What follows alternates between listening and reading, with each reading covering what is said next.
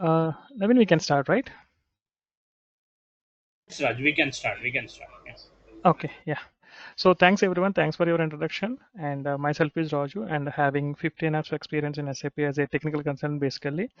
And I have been working for mostly towards logistics module, like starting from MMSD, WM and EWM and TM side.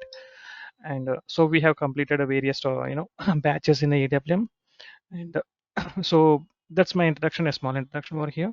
And let us quickly move to the topics. And before moving to the course content, just would like to see the small recommendation or prerequisite for ABAP course, basically.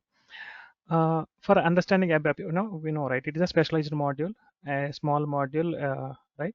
And for this one, functional point of view, mostly the basics of MM or SD are sufficient. It is exclusive for technical people I'm talking about.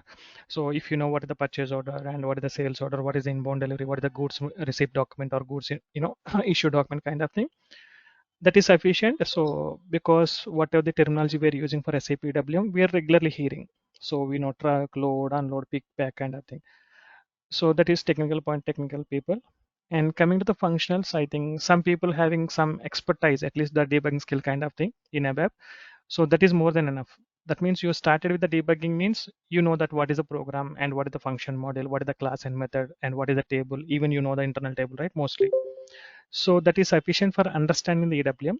But if you want to practice the things, better to not learning. You can do the small programs, whatever the reference programs we are giving. You can type it actually. If you start seeing it, that is fine. You can understand clearly. But if start typing it, you could see that what are the syntax errors and how to resolve that, so that you can also start entering into the technical word. Okay. And if anyone functional side were not at all expertise or not at all having the basics of the ABAP, so the team will share you the some ABAP videos, basic ABAP videos, and which contain the ABAP basics and what is the various components in the ABAP, what is the function model, what is the class, what is internal table, how to write the select queries kind of thing. You can follow that.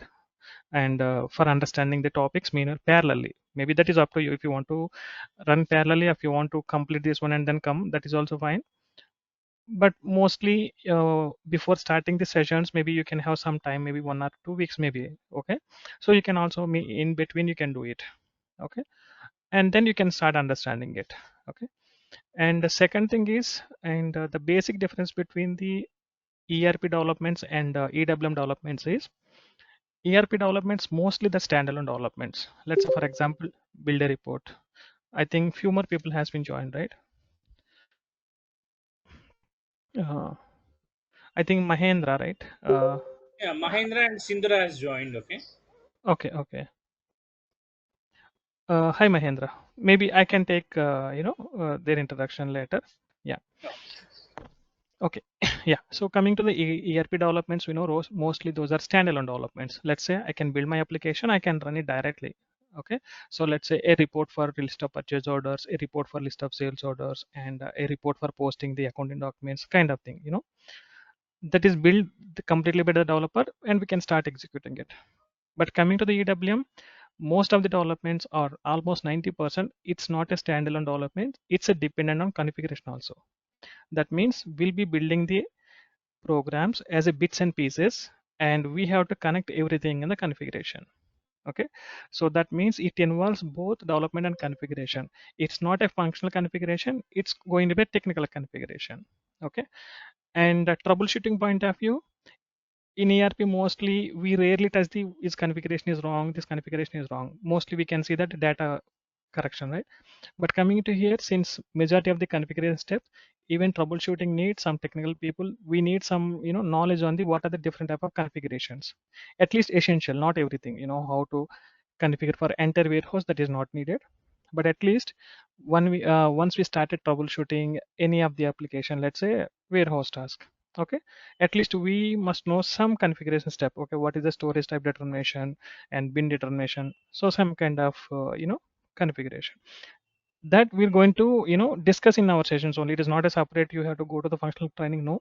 So we'll be discussing in our trainings only, along with the technical developments, the essential configuration also we're going to cover it. Okay, yeah. So any questions before going to the course content? um,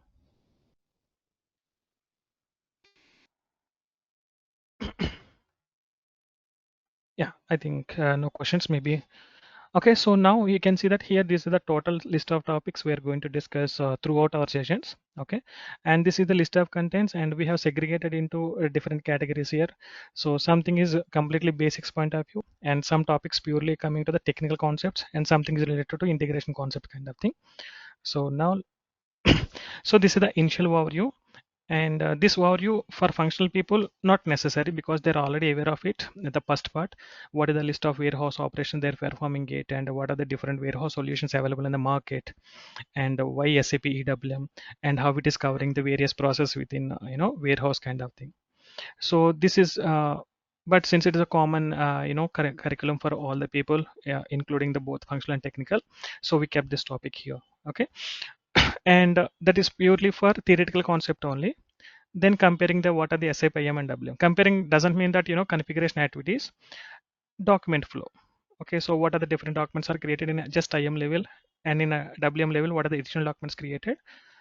So and how additionally covering the various operations within the EW sorry warehouse. Okay, and then we are going to compare with the EWM. So immediately we'll be starting with the EWM, and what are the different process within the EWM.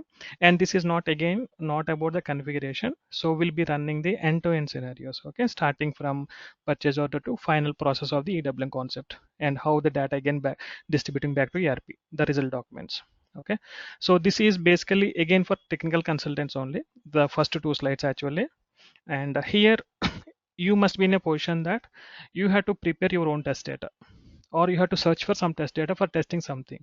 Okay, so that is the main motto behind these particular two things. Okay, so you must run some T codes, you must remember some T codes and tables over here, and will be executing all the transaction on your own for each process. Okay, as much as possible we are going to cover, and it won't take actually much time. Actually this is hardly 2 to 3 days only we'll be planning it. Okay, and then onwards we're going to enter the actual technical components. Okay, yeah. So here again the first part, warehouse structure. This is just a half an hour. We'll be discussing that what is a warehouse, what are the different org elements, and what are the master data elements over here.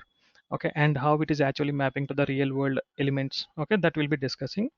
Then we're going to jump into the technical components here.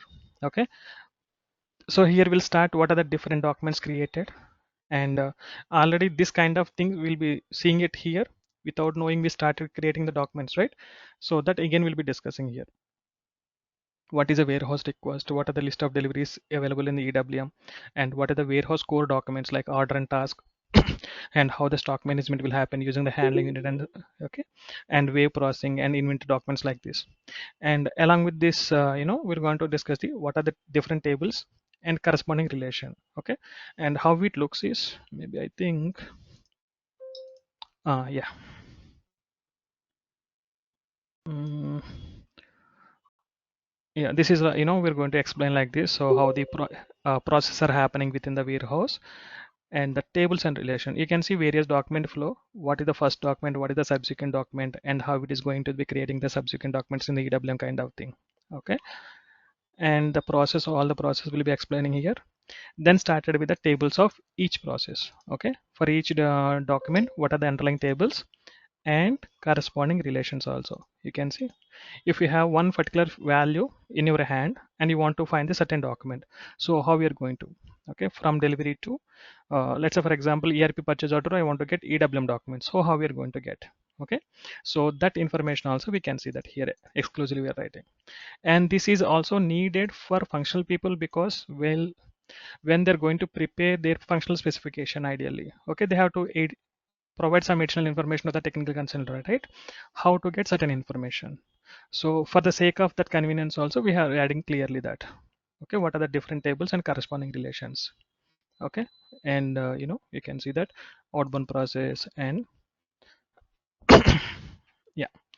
And apart from that, so we'll be having the what are the common used function modules for our business documents, either creation, reporting point of view, or doing some additional activity.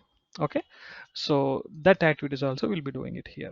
Okay, and here we'll be explaining that most essential methods and corresponding interface parameters also. Okay, let's say for example here you can see we'll be referring one of the class, and what are the common user method we are using it. Okay, and we'll be practicing this one also. It is not just a theory we're giving here, we're also practicing, we are writing the programs also. So here explanation, and you can see that what are the parameters are essential and what are the optional thing kind of thing. Okay, and these are the sample programs kind of thing will be adding here. And basically this sample program section will take almost 1 week of time, even more than 1 week. Why? Because this is the core technical component, technical knowledge war here. Okay, so if we are practicing all these areas in this particular sample program, the same logic we're going to adopt in the wherever we want. Okay, in the other, let's say for example, it could be a custom program, or it could be a maybe a RF, it could be a PPF, it could be a monitor, doesn't matter. Okay, so here we need to practice all the core logic. Maybe I can open SAP quickly. I'll show you how it looks.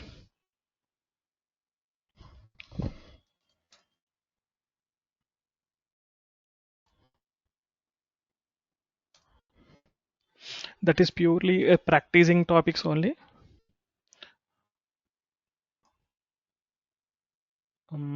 Package, yeah. Now here actually these are the basic building components of the SAP EWM. So inbound delivery, how to do the reporting, how to create a subsequent documents and changing the deliveries kind of thing, and outbound side, what are the different types of program. These are the repeated logic. Once you practice and understood over here, the same logic you can apply so many locations. Okay, so what is the core logic behind here? We have to understand. Okay, yeah. So this is about the basics of the EWM. Exclusively we can say the technical basics over here.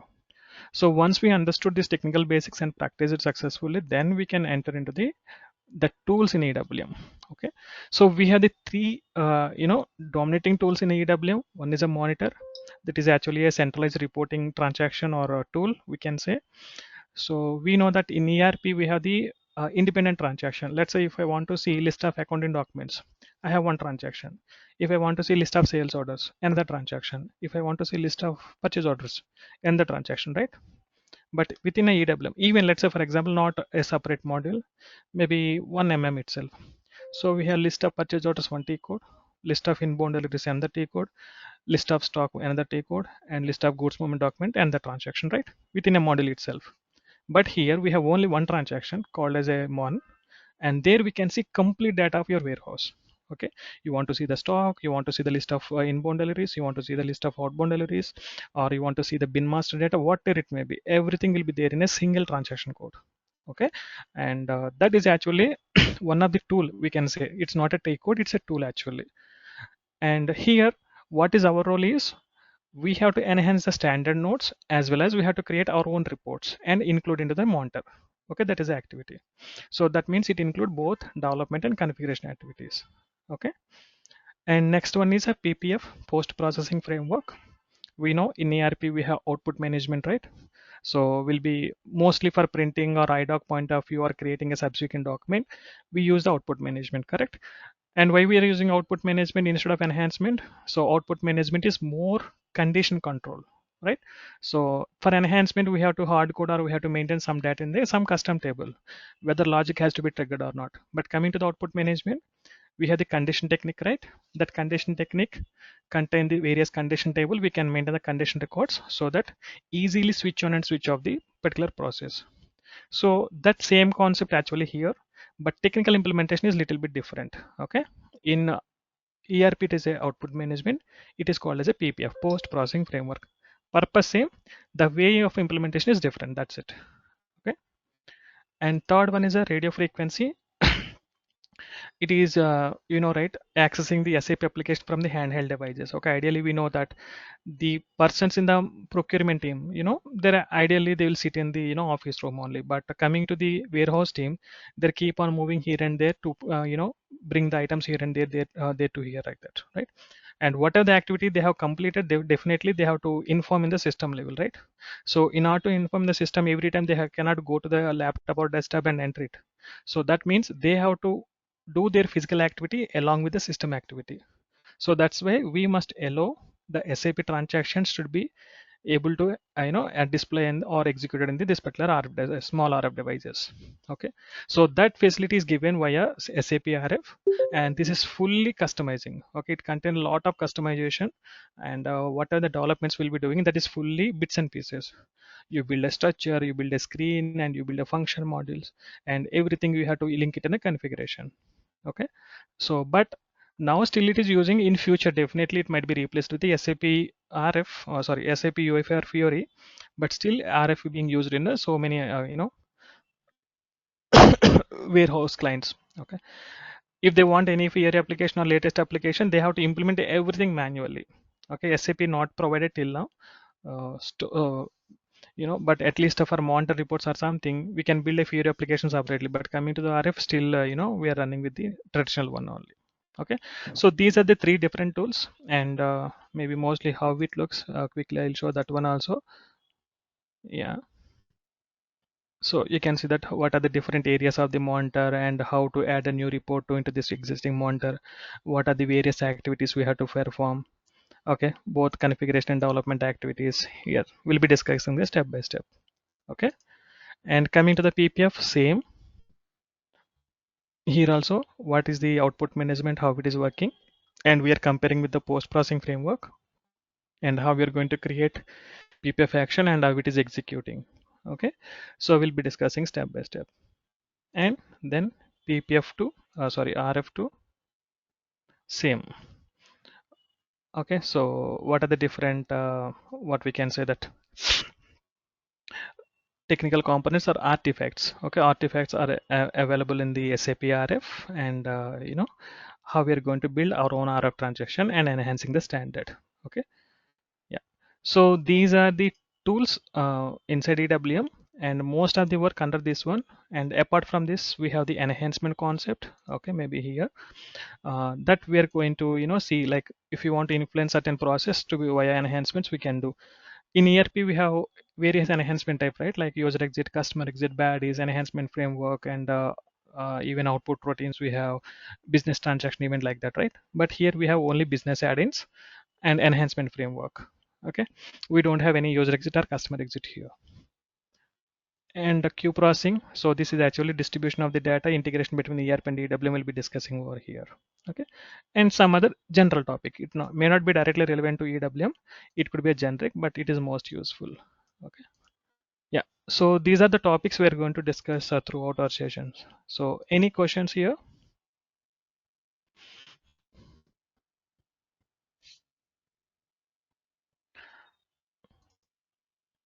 Hello.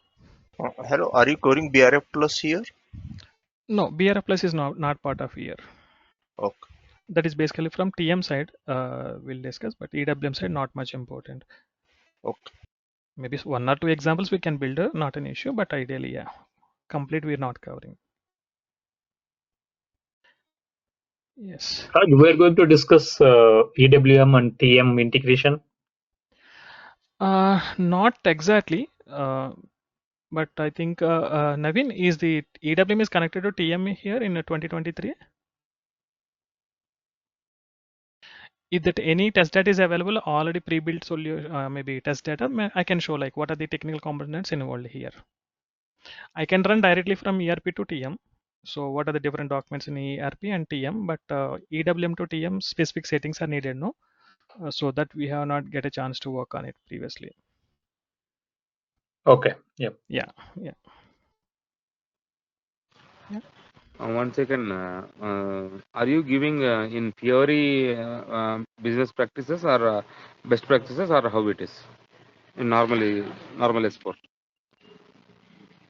Fiori just another concept. It is purely technical concept. We'll be discussing the back and core components in the EWM, and we'll be saying that what are the Fiori applications available for EWM in the latest release.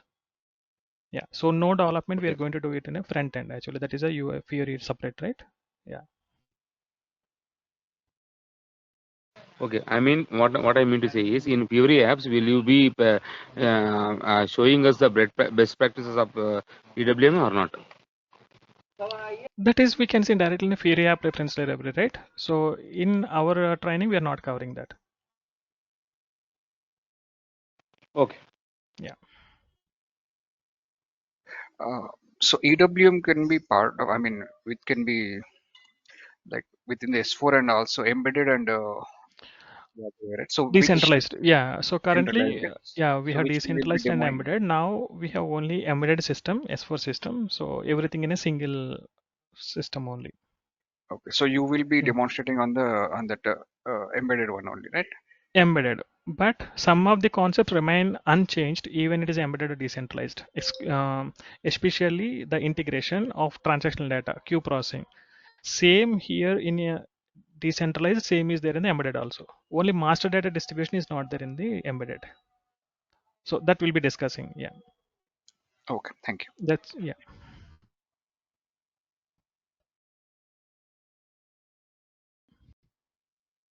Any other questions? I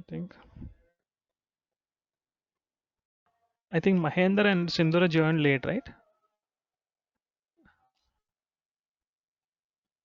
Hi Mahendra. Yes, Raj. Hi Sindhura. Okay, so may I Yeah. know like your background, you're from functional side or technical side? I'm from technical side, core ABAP. Okay, okay. Right now, I'm interested in learning EWM, so that I was going through that functional spec and all. Okay, so you have any experience on MMR SD side? Did you get a chance to work on those modules?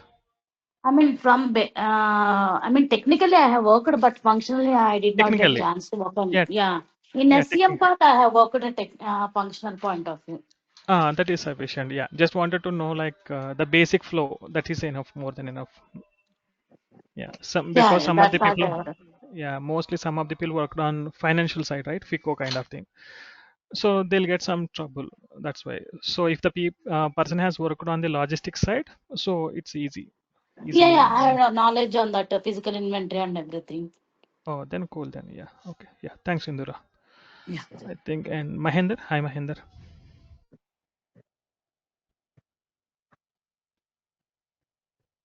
Yeah, hello, I'm Sridhar here. Hi, Sridhar. Yeah, just now I joined this class late, very late.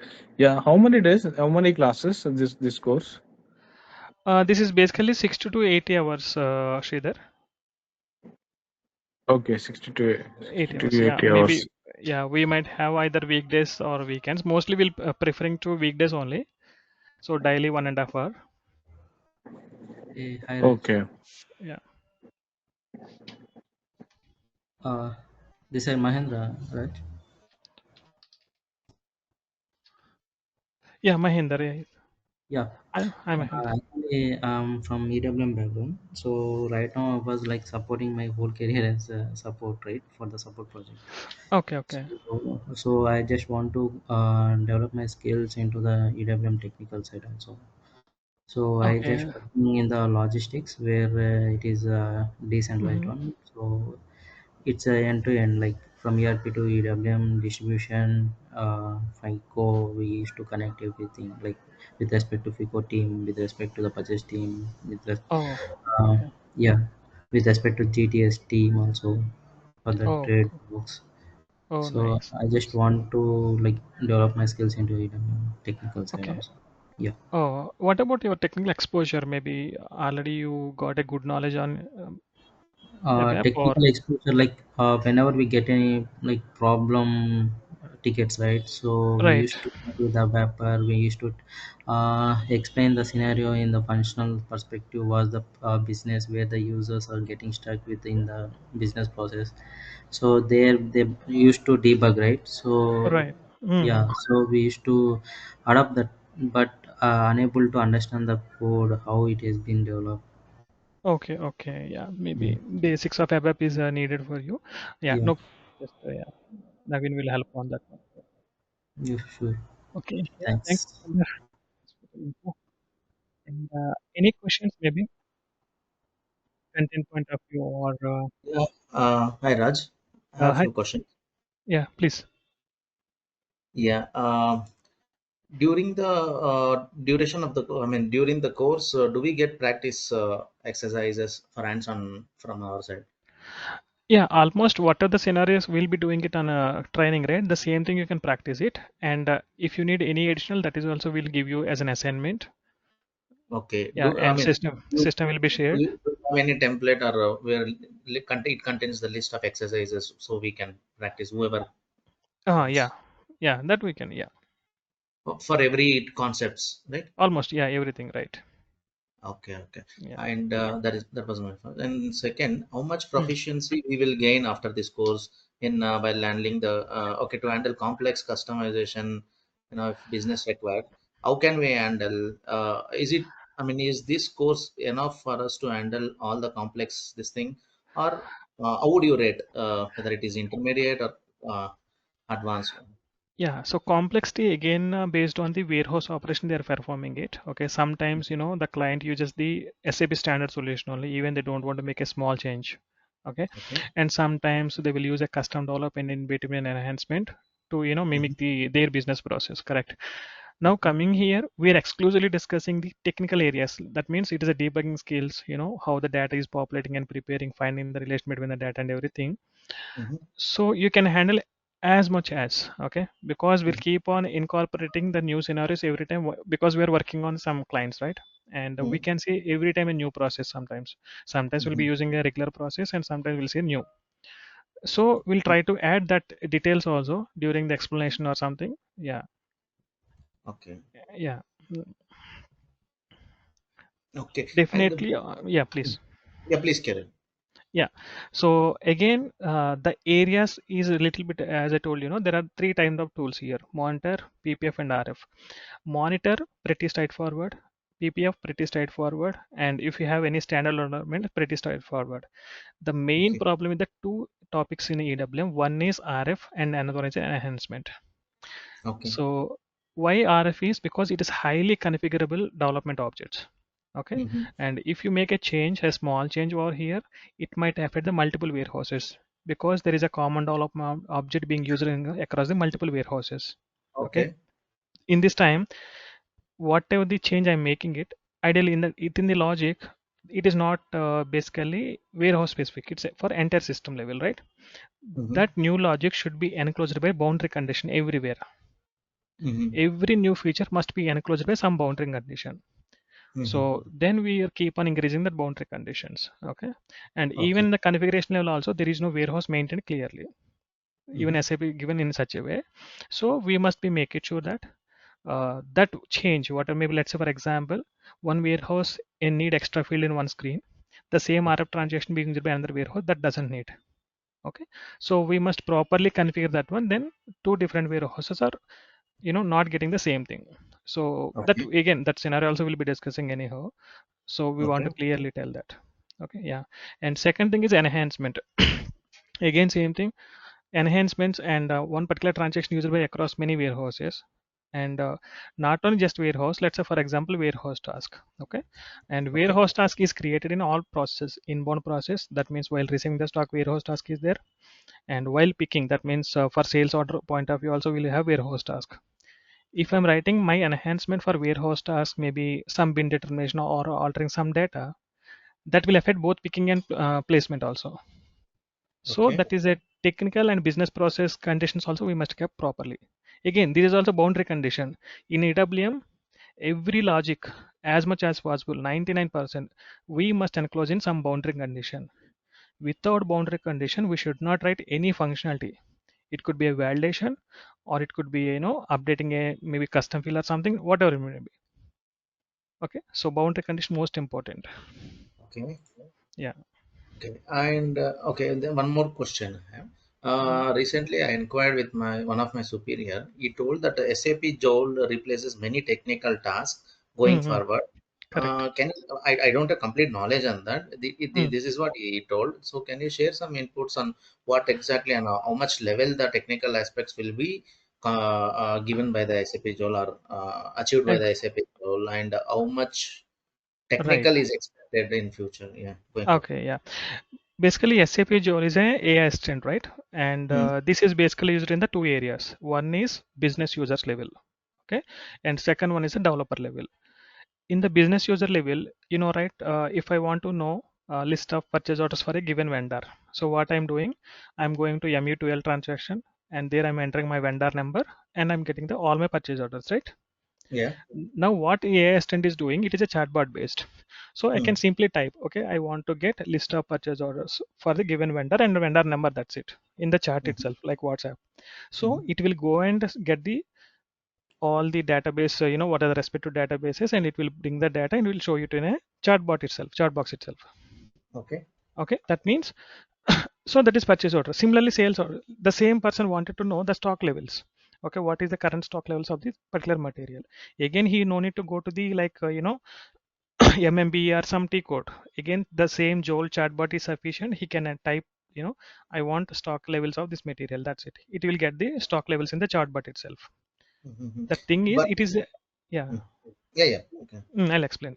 Okay, now what happened for the many backend, many GUI applications or Fiori application, doesn't matter. There is a small application is available. This is connecting everything. Okay, it is built Okay. on top of it only. It's not any, complete doing it. On top of it means existing data, existing program must be connected to chatbot somehow, right? So there is a CDS based AI agents are built actually. We know that nowadays CDS is more popular. It's a data model actually, right? On top of Okay. it, we can do some gateway service, something. Maybe the technical architecture, I'll explain it later during the sessions. So what it is doing, it is directly able to query the tables. Okay, but the main problem with this AI agent is it cannot do everything. Only data retrieval one part, or pretty straightforward data posting. Let's say I want to create a purchase order.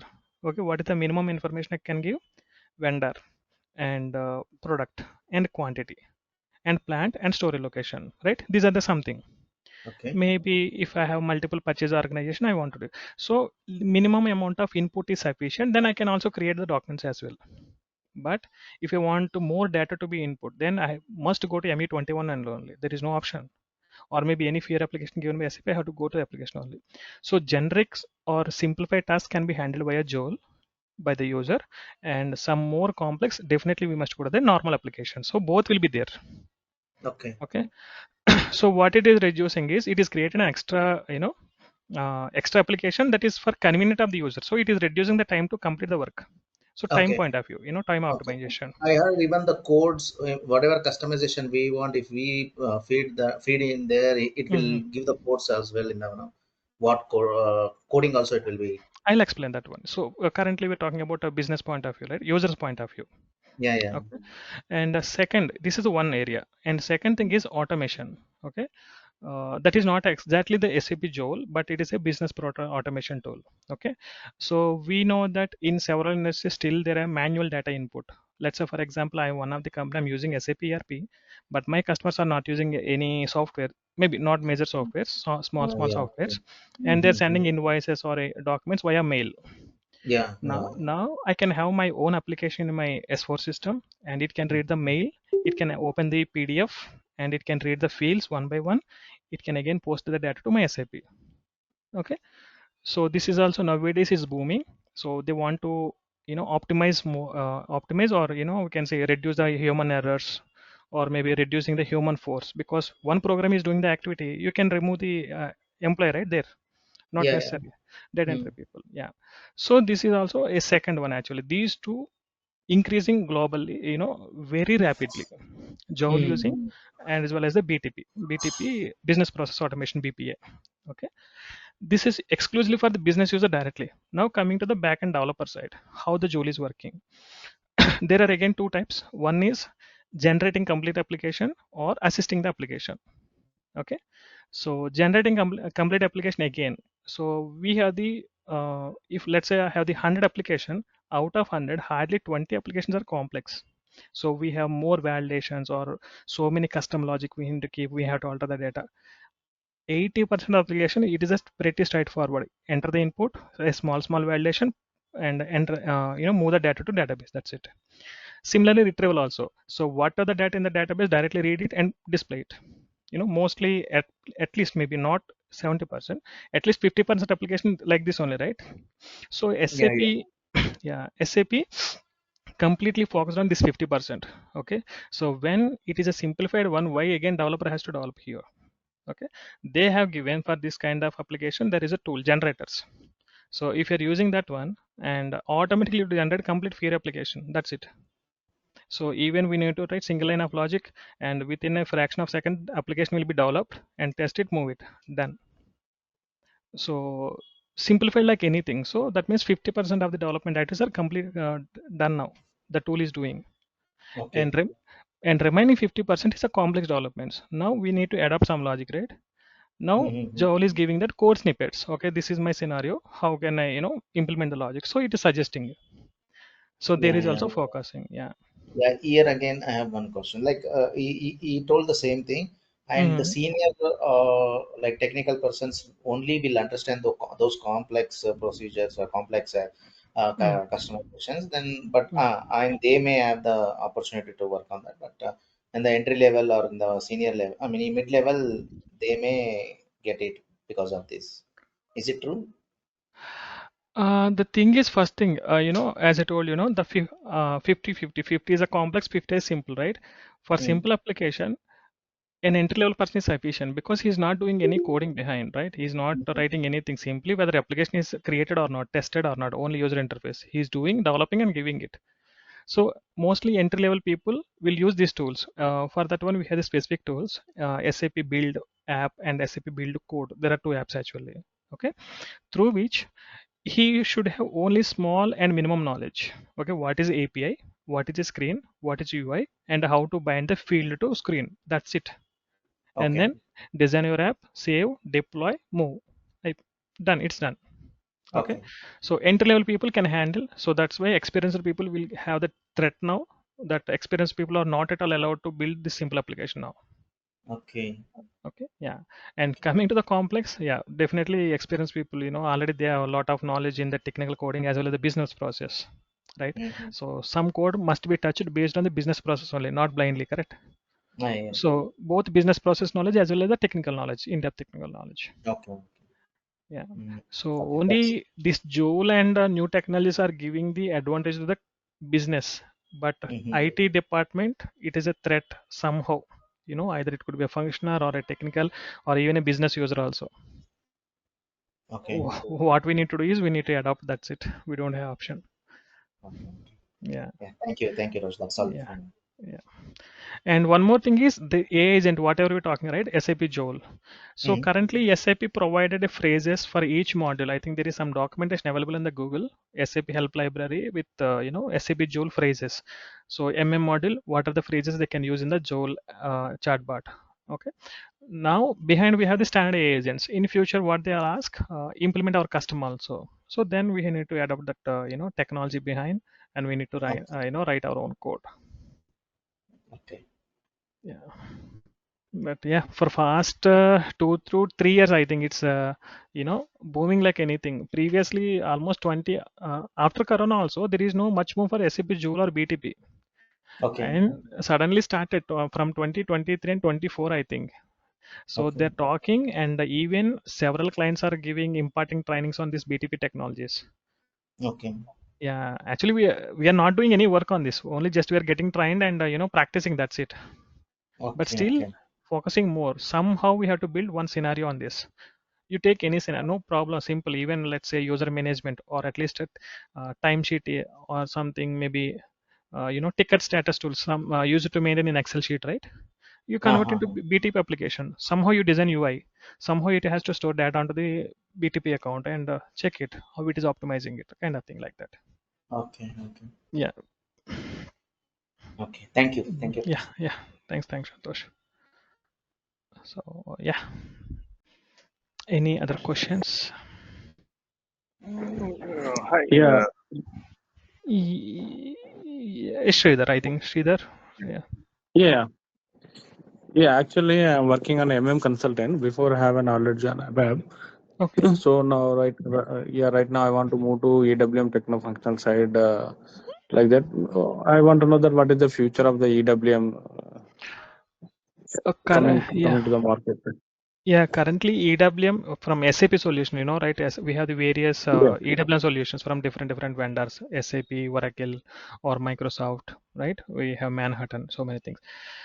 And EWM exclusively utilizing in the Middle East morely and Asia Pacific. Okay. And US we have they are, they will not bother about the any standard solution kind of thing. All of a sudden they can build a small application or small tool, they will purchase and they will use it. Okay, but Middle East and Asia Okay. specific, it's booming like anything. Yeah. So maybe a couple of friends I have who are actually working as a functional consultant. So at least 5 to 10 years, there is no problem for EWM and TM. Even SAP is strongly, adding more and more features to it instead of trying to bring new solution.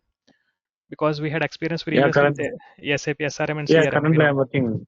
Yeah, Yeah. currently I'm working on Saudi Arabia. That's what I'm asking. Is there any future? Yes, yeah. So because previously I worked on SAP CRM, and by that time suddenly boomed and suddenly bumped. Suddenly they removed it and given it a hybrid kind of thing.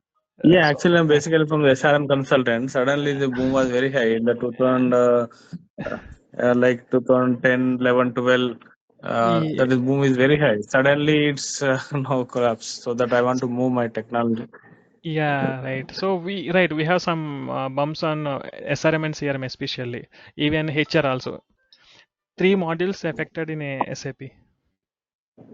But now, yeah, these are the stabilized solutions. We no need to worry, I think. Yeah. Because in SCM box, we had the 3 solutions. Okay, one is APO and EWM and TM. And APO, they're not bothering. We are not sure because of, in-memory database or something, they might be doing everything all of a sudden.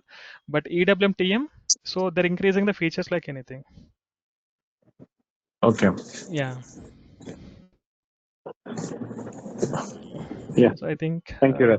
yeah, thanks, Sridhar. Yeah, I think Vinayak, you have some question, Hi, right? hi Raj. Means, Yeah. are you covering some FS related thing? Means what are the different scenarios in day-to-day activity or some critical issues in training? Yeah, scenarios will be discussing because it is purely requirement-based training only. Let's say Yeah, yeah. suddenly just I try to explain delivery, but what is behind kind of thing we're always discussing. Yeah, And some of the different. recurring issues in supports. Yes, right, exactly. Okay, That's why and we is try there? to put it some essential configuration because while Yeah, troubleshooting it, we need some additional knowledge on the configuration also. So that's why we added that additionally recently. Previously, it was not there. Yeah. yeah. Miss, are you covering anything for that? Miss automated, Miss MFS and all that stuff. Any development related to that? No, MF is not part of this training ASRS, actually. MFS, no. No, MFS is not part of here actually. Okay, okay. Yeah. Yeah, thank you. Yeah, thanks, Vinayak. I think Santosh, you have some question, or you done? I'm done. I will Okay, stop. yeah. And any other questions from Krishna, Pavan, Ashok, Mahender, Sindura?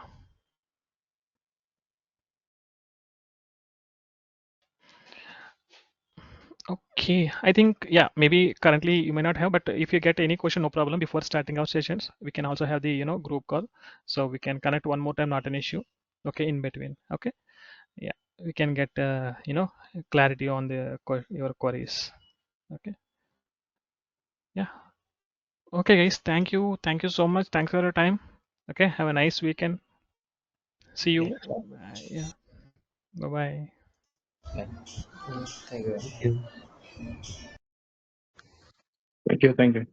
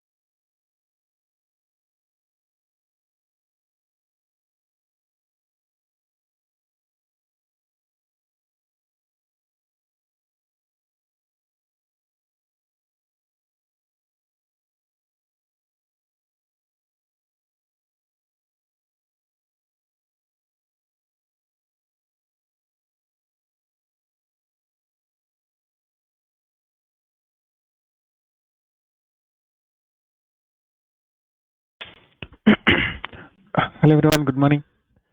Can you hear me? Yes. Okay, yeah. Okay, I think you can see my screen, right? Yes. Okay, okay. Yeah, 1 second. Actually, system is not cutting. Just we are checking it. One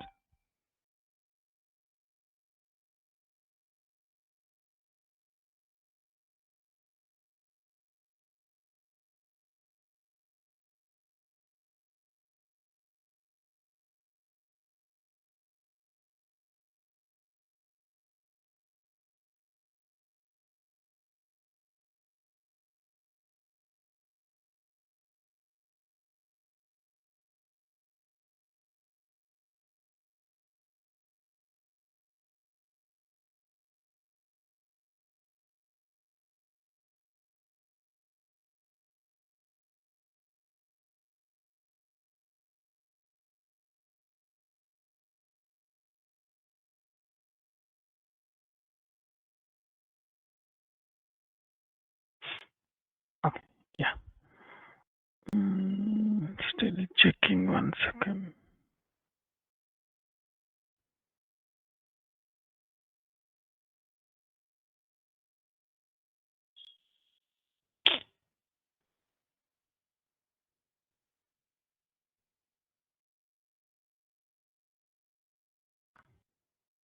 Okay, no problem. Meanwhile, let it go.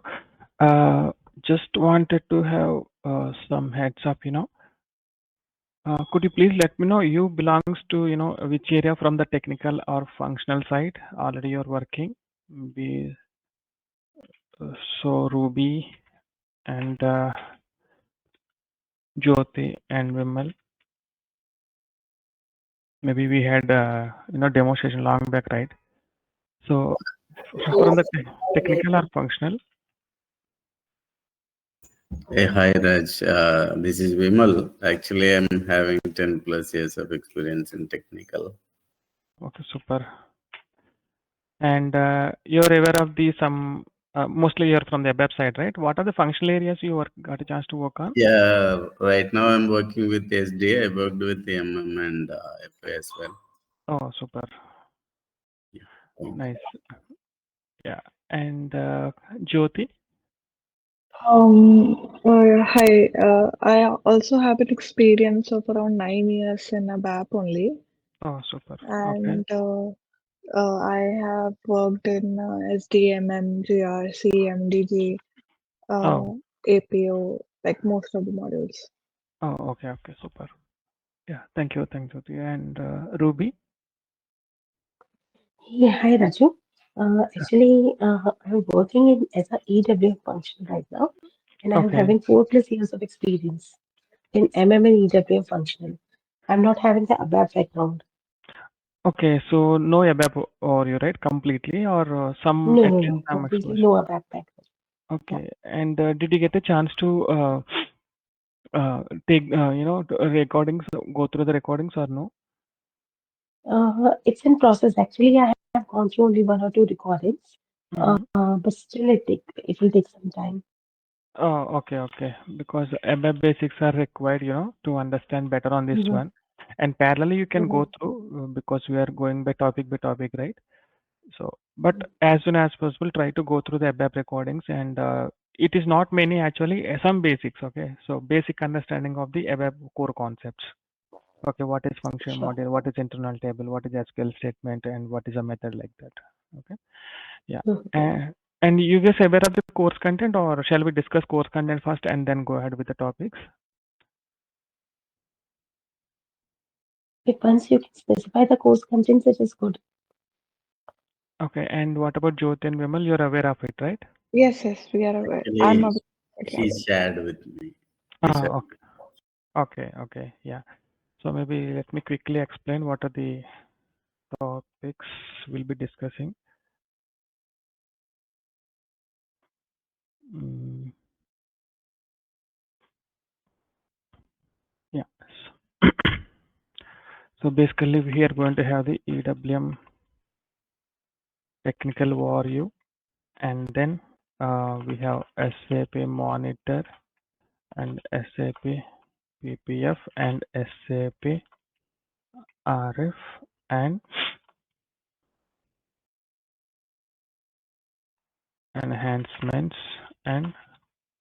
topics. So majorly we'll be splitting the entire into these are the areas actually: technical overview, monitor, PPF, and RF.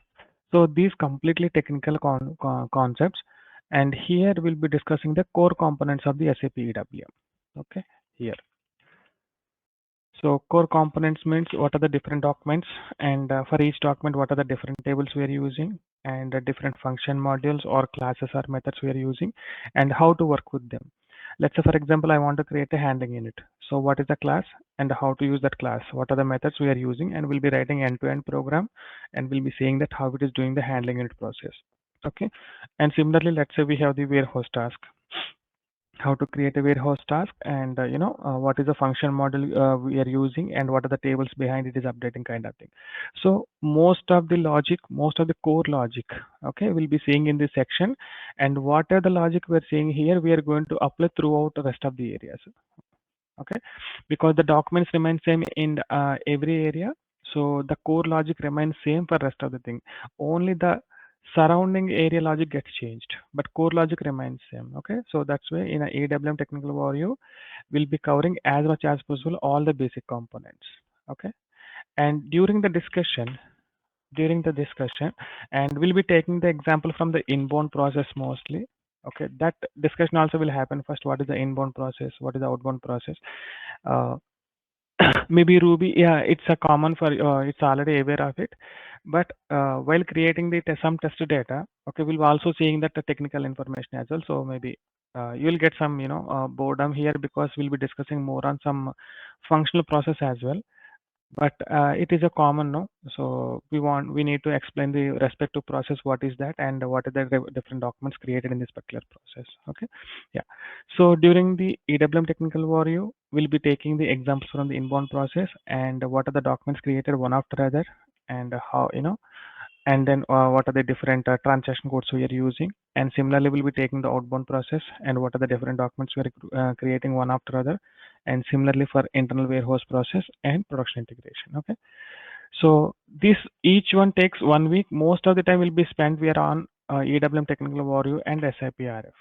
Okay, and the rest of the topics are a smaller one, and we can cover this is for 3 to 4 days, and this is also 3 to 4 days, and this RF will take the more days, around 6 to 7 days, kind of thing. Okay, and enhancement 2 days, and other topics including like queue processing and the new ABAP techniques. Okay, maybe queue processing, how to schedule and troubleshooting, and then S4 related stuff, S4HANA components here. Okay, etc. So maybe if you want to have some additional topics to be included, we can also add maybe what are the topics, the relevant topics we can add, maybe TM document flow sometimes. Okay, like this. So the other topics include this additional details over here. Okay, so this is the course content, and we'll be starting with this area now. Okay, and this whole week we'll be discussing here, and coming to under the technical overview. Okay, so first we'll be going with the business process quickly. What is the business process, and purpose of EWM solution, or also called as a warehouse solution.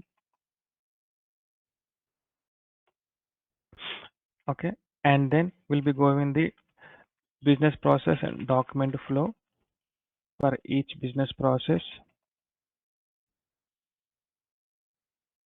Okay, and what are the tables and its relations. Okay, and then programs for handling the documents. Okay, so these are the things we'll be discussing in the EWM technical overview. And starting with the So, business. Yeah, please. yeah, Raju, there is a question. So you will also tell us the debugging for the queue errors. Oh yeah, this is under this one, queue processing and troubleshooting. And how to write the logic of the programs behind that. Which one? And how to come to the logic. If you want to write any custom program, then how to reach to the logic. That is overall we are discussing here. See, there are two things here. So for EWM technical, there is what is the recommended is need to have some basic concepts of the ABAP.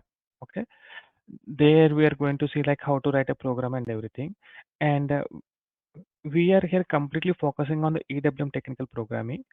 Okay, and how to handle the various documents here. And that's why please go through the ABAP sessions parallelly. Okay, and here we are going to explain like what are the different types of programs and everything, right? And the topics will be using same thing here. Okay, some programming knowledge is needed for EWM technical because we'll be starting into EWM directly.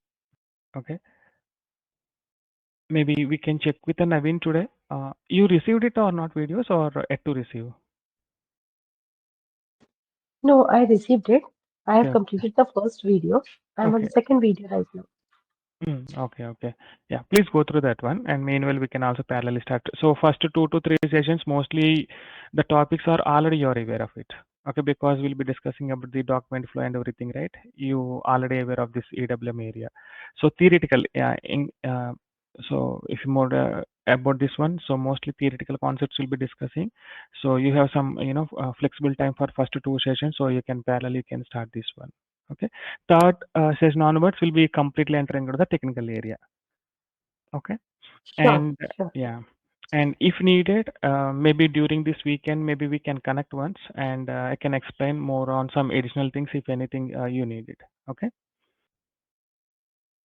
Maybe 1 or 2 sessions Sure, I Ajay. can take it on ABAP side. Mhm. Okay. Yeah. Okay. Yes.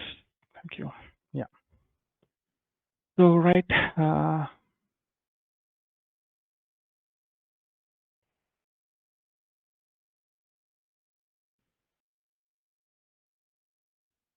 Oh, right.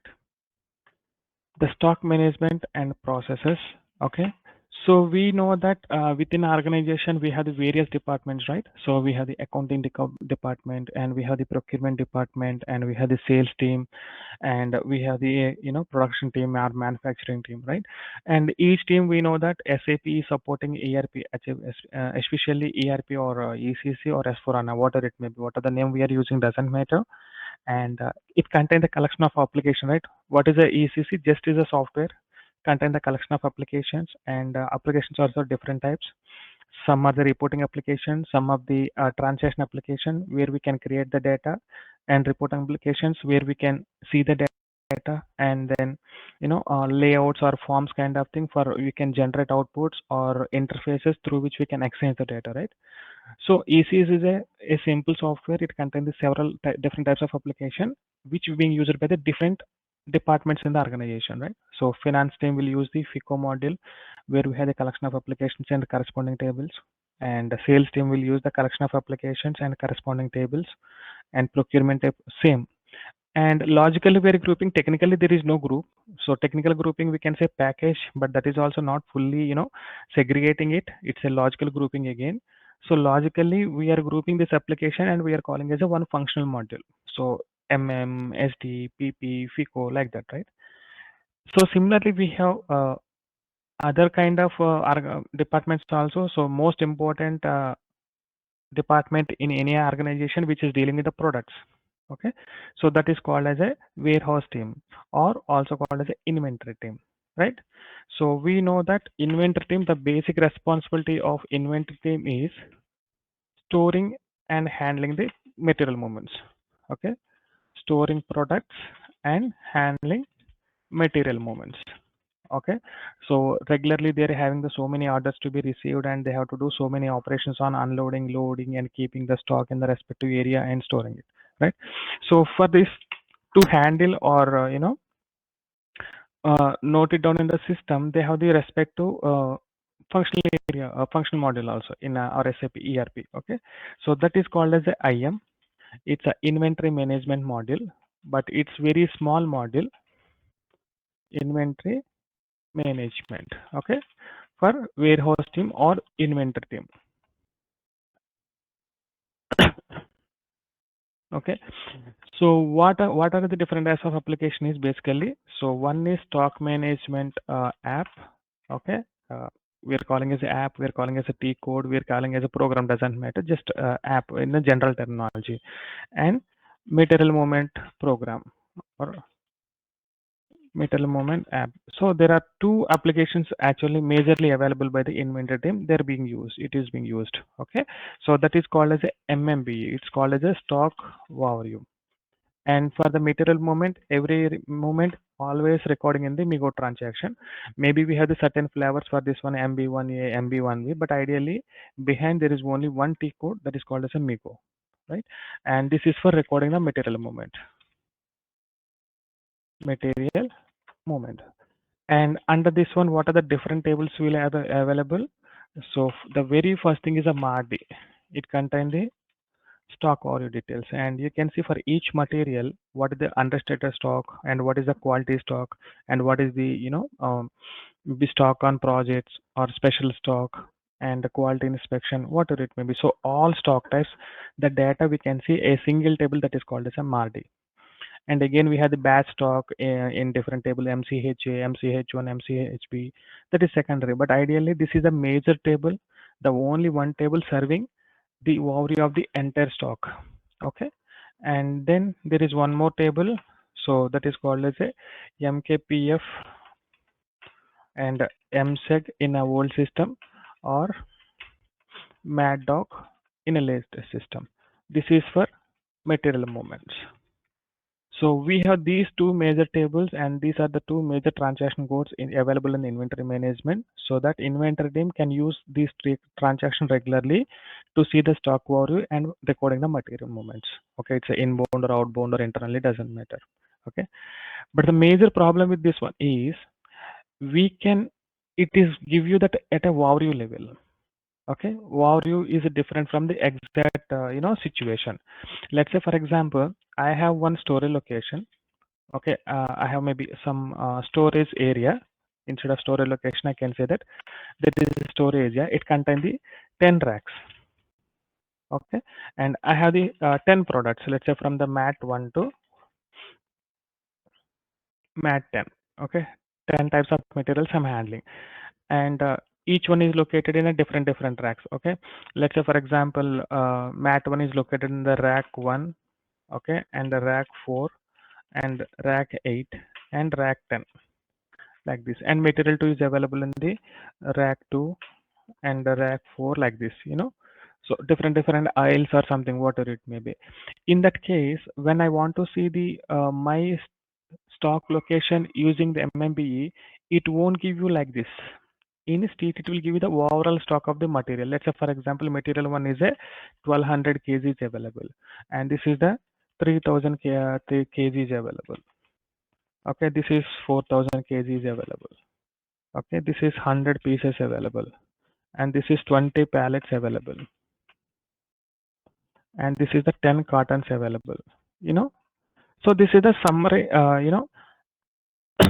Accumulation of the stock overall from all the racks here, from the all aisles.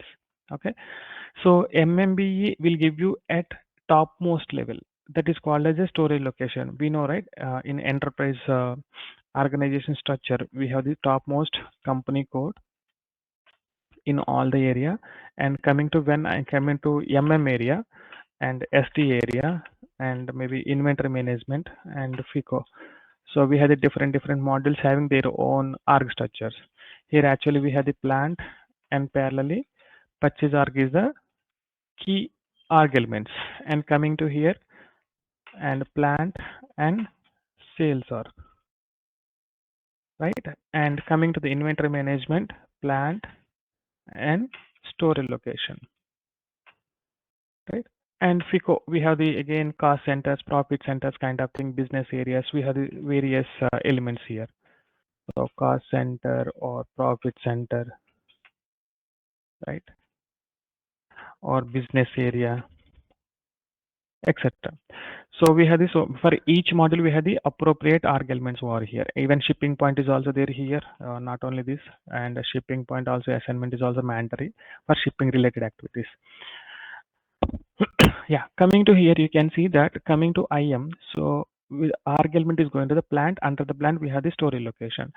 So the MMB is always giving the stock at the storage location level. It's accumulated, but it is not giving the exact area of the product.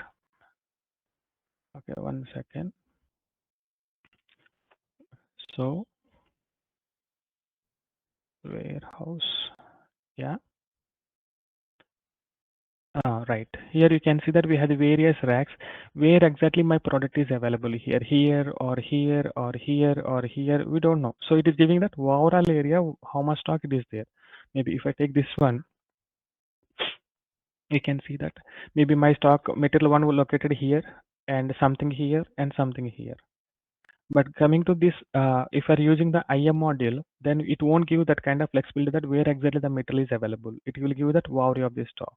Okay, so that is the limitation of the SAP IM. Okay, we cannot trace the exact location of the product within the storage area. Okay, that is the one issue with the stock management. Okay, and coming to the material movement. Okay, and it will capture at very high level. Okay, let's say for example there is a truck arrived. Okay, let's say for example this is my complete warehouse area. Okay, and this warehouse area is grouped into various sections here. Okay, this is maybe a receiving zone. Okay, this is shipping zone, and maybe it is a quality zone. Somewhere they will keep it a quality or defect something, blocked zone. Okay, and this could be a quality zone like this. And rest of the area is going to the storage area. This is a storage area. Okay, and this storage area is also having the different types of storage facilities. Okay, one is actually racks like this, small racks. We can call these are the small racks area for some of the products, and something we can call as a high rack area. Even this is narrow racks. Okay, high narrow racks. Okay, in warehouse. Yeah, here you can see that these are the narrow racks, different. You might have seen in some kind of IKEA and somewhere we can see this kind of narrow racks.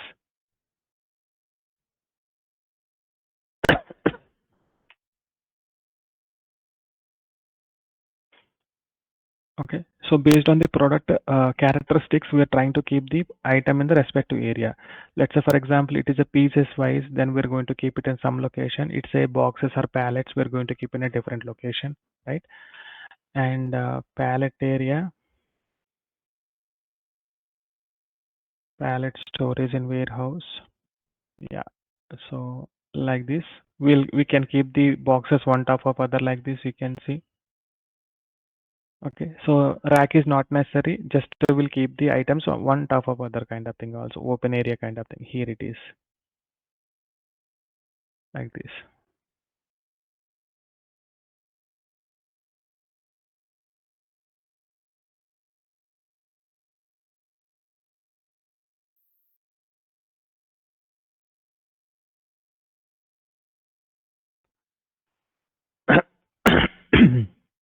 Yeah, okay.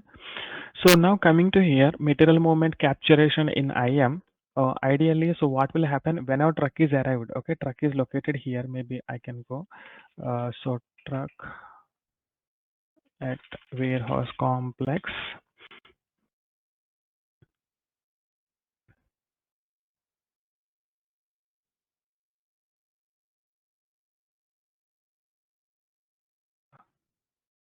Okay.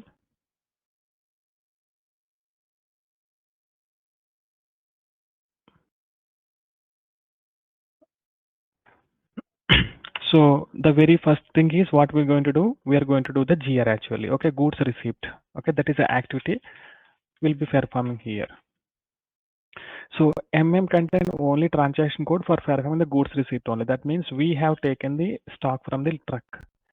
But what about other activities? Okay, inside the warehouse, we will perform the so many other activities here. The very first thing is a quality check. Okay, maybe it could be a visible check only. Sometimes we are going to extract the products and we are going to verify, and counting will perform. So normal numbering, how many boxes we received, 1, 2, 3, 4, like this, we will do it. And then repacking. Sometimes right, vendor might send in a different packaging that is not suitable for our racks. So we have to do some repacking. Let's say, for example, our storage can hold up to each one 100,000 kgs. Okay, and vendor has sent 100 kg boxes. Then what we can do, instead of placing everything one after other, simply we'll repack it into a 1,000 kg box and we'll keep it here. That is for optimizing our space, right? Otherwise, what will happen? It is consuming the unnecessary space, so we cannot accommodate space for other products, right? So that is also additional activity here. Then finally move the stock from this packing area to final storage, and it could be a regular pallet area, or it could be a small racks, it could be high racks. Definitely a lot of work will happen. Okay, but the problem is IM module, we don't have any transaction code to cover all this, to record all these operations what are happening inside this storage area. Okay, this is entire warehouse. Okay, I can say that here. This is warehouse facility.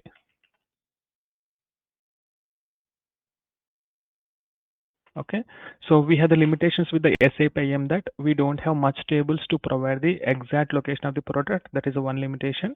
Second one is we cannot record every operation happening within the warehouse. Okay, only goods receipt we can do and goods issue we can do. Okay, in between we do packing, repacking, and counting and labeling. So everything is not covering here.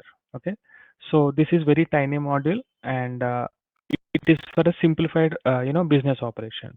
Okay, so to overcome this, there is another module came that is called as a warehouse management. Okay, WM, called as a warehouse management. This is an extension to IM. So it's not a replacement actually. Nothing is replacement to IM. IM should be there. Why? Because IM is tightly connected to other modules of SAP ERP. Okay. So MM with IM, SD with IM. Because if you want to process the goods receipt against inbound delivery belongs to your MM. And if you want to process the goods issue, that is belongs to SD. So SD is connected to IM. So always core modules are tightly integrated to IM. Okay, even FICO, let's say for example, I perform a goods receipt. Okay, and it will update the stock. That is fine. It is increasing the stock. And what is else it has to do? So since we received the products, our stock value got extended, right? Increased. So we have to update the accounting documents as well. So behind every almost, except some of the material movements, both goods issue and goods received, the corresponding accounting document should be created. Okay, so IM is tightly integrated to other modules of SAP ERP. So whatever the new modules has given, that should be linked to IM module. So IM to WM. Okay. Yeah, here. So what are the additional features WM is giving? Okay, in the same process, the area is remains same, warehouse facility and everything remains same. So it is giving the advancement in the two areas. Okay, one is stock value level and movement capture, material movement. So stock value, it is having the concept called as a bin level stock monitoring. Okay, bin level stock monitoring. So how it works actually? So we know that in the arc element level, starting most is plant. Then under this one we have the storage location, right? And this combination, and we are going to have the concept called as a warehouse. Under this one, storage type, storage section, and storage bin. Okay, storage bin is nothing but a smallest identifiable area within the warehouse. A smallest identifiable area. That means wherever we can recognize with some identifier, that is called as a storage bin. Very small area. Let's say for example, in this rack. Okay.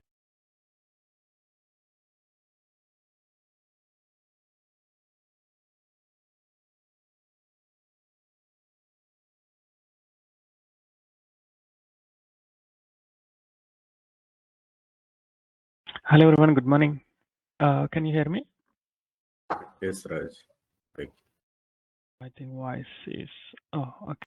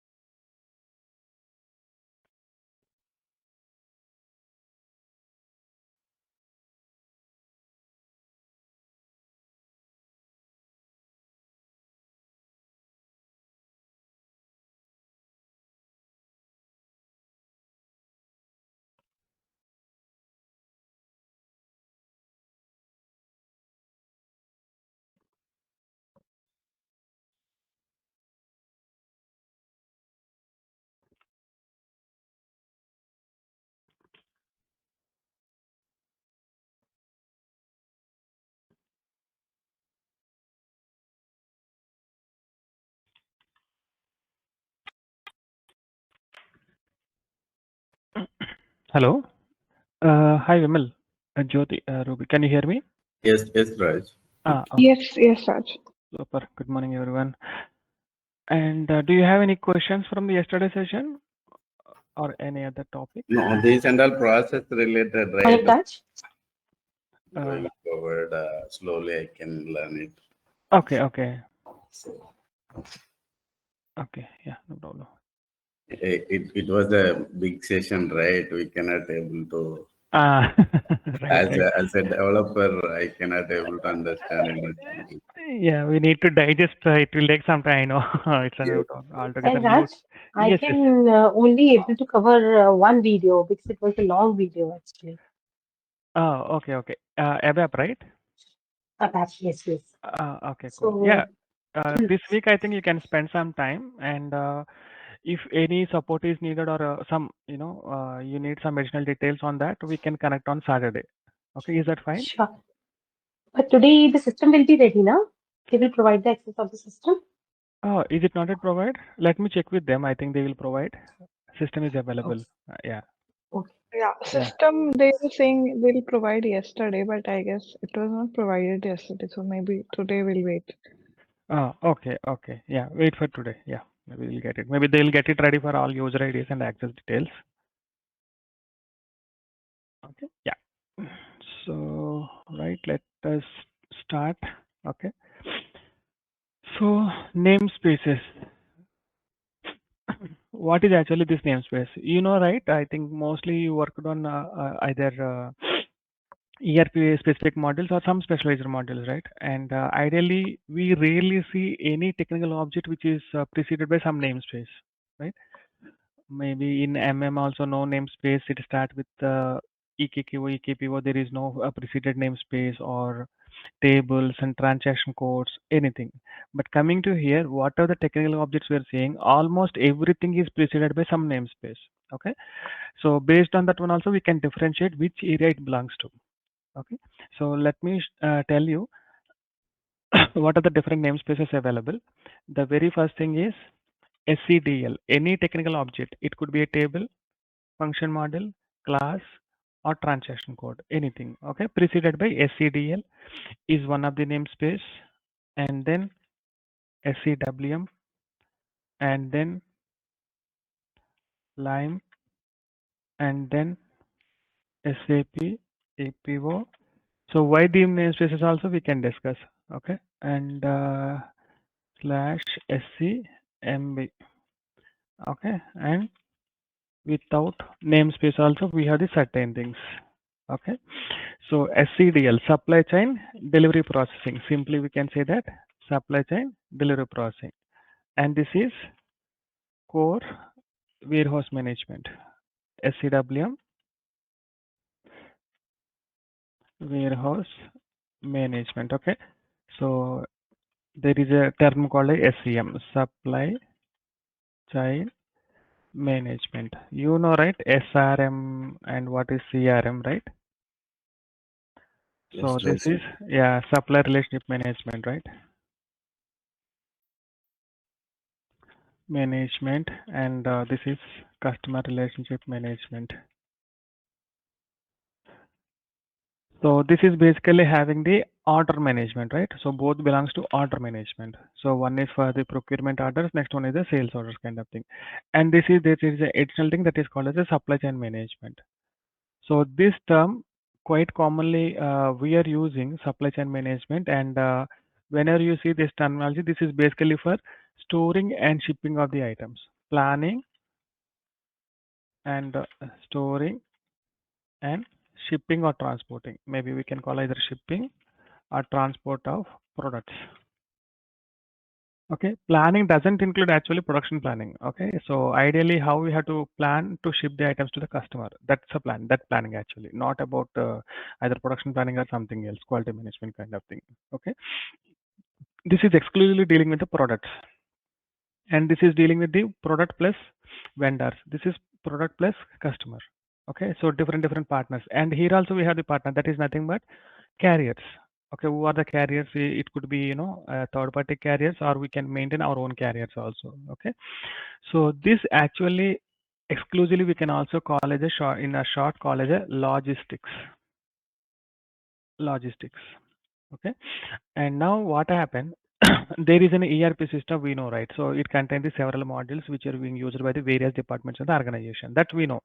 But additionally, in order to handle this kind of planning and storing and shipping of the items, SAP introduced a special system called as the SEM, supply chain management. Okay, so it basically contains three components. One is a APO, EWM, and TM. Basically, these are the base components. It might include some other components, small components, but basically these are the major components of the supply chain management. Okay, APO is for advanced planner and optimizer, and EWM extended warehouse management, and transportation management.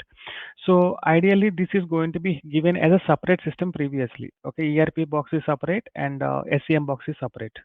All the logistics related completely handled by the different application server. Okay, this is having its own database ERP here. ERP and SCM. And but the problem is, you know, it's a tedious task to maintain this kind of two different servers and establish the connections. Okay, slowly, some of the users might need only EWM, not TM, and some of the, you know, clients, they need only TM, not EWM kind of thing. So there is a combination of the customers, right? They're using their respective softwares.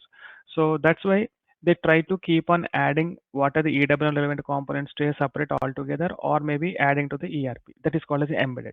Okay, so this concept is called as a decentralized. Okay, whenever you are trying to keep all the components in a single system, that is called as an embedded system. Okay, embedded system, and ERP components, and you know, SEM components as well as SEM components.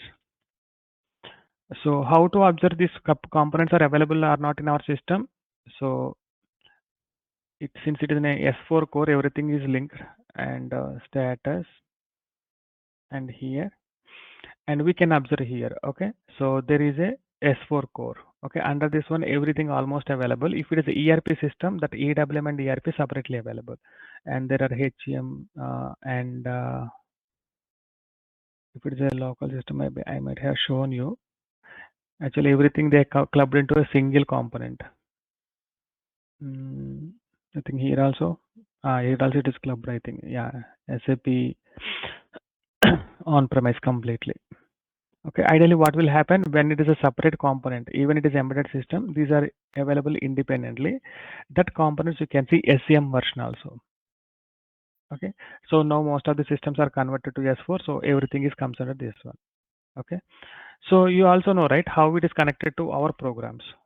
So ideally we know, right, any technical object belongs to one package. Okay, and package will be assigned to this application component.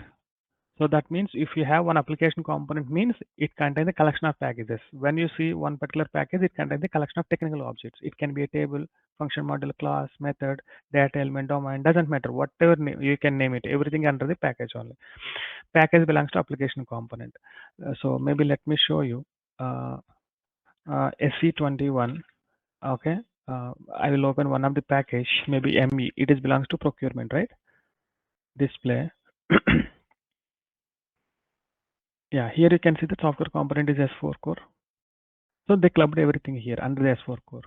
And similarly, I'll open SCWM, something, any package,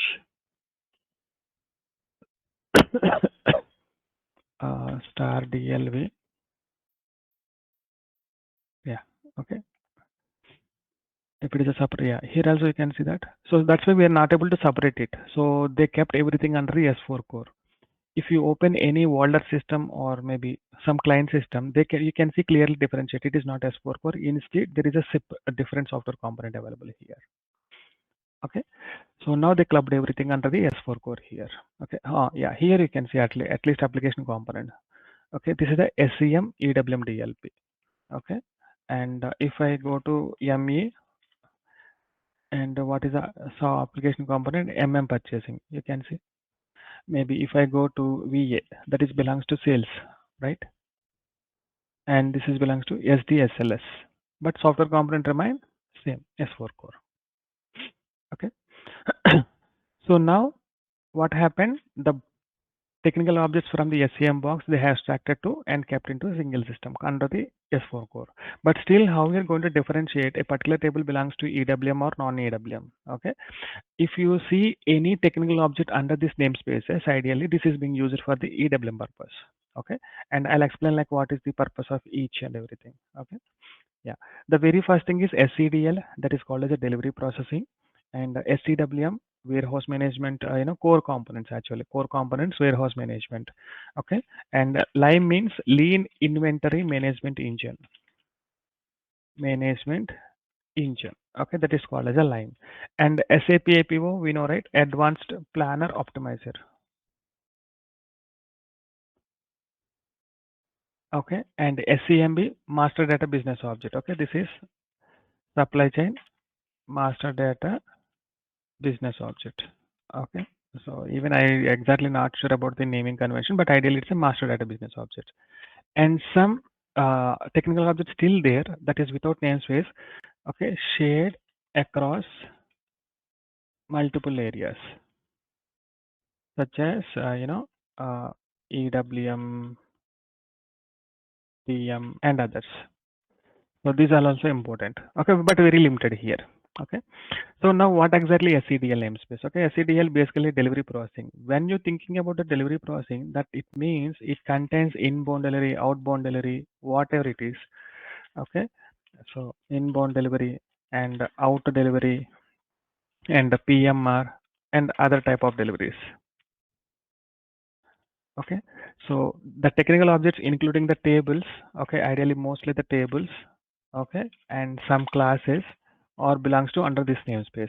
Let's say for example, inbound delivery table, okay, it's a SCDL DB underscore PRO CH underscore I. You can see that this is the actual table name DB PRO CH underscore I inbound delivery. But what is the preceding namespace? SCDL. Okay, and there is a class. So SCDL and CLDLV. I think that is in PRDIN SC24 SCDL CL underscore SP. Yeah, you can see that PRDINB. This is also class.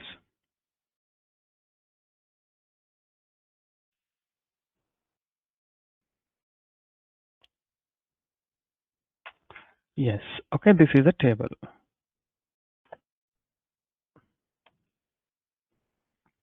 like this. Okay, so some of the objects like this, but still under the delivery processing we have the SEWM also. Okay, it is not mandatory that a technical object belongs to delivery processing, may have SCDL as well as the SEWM also.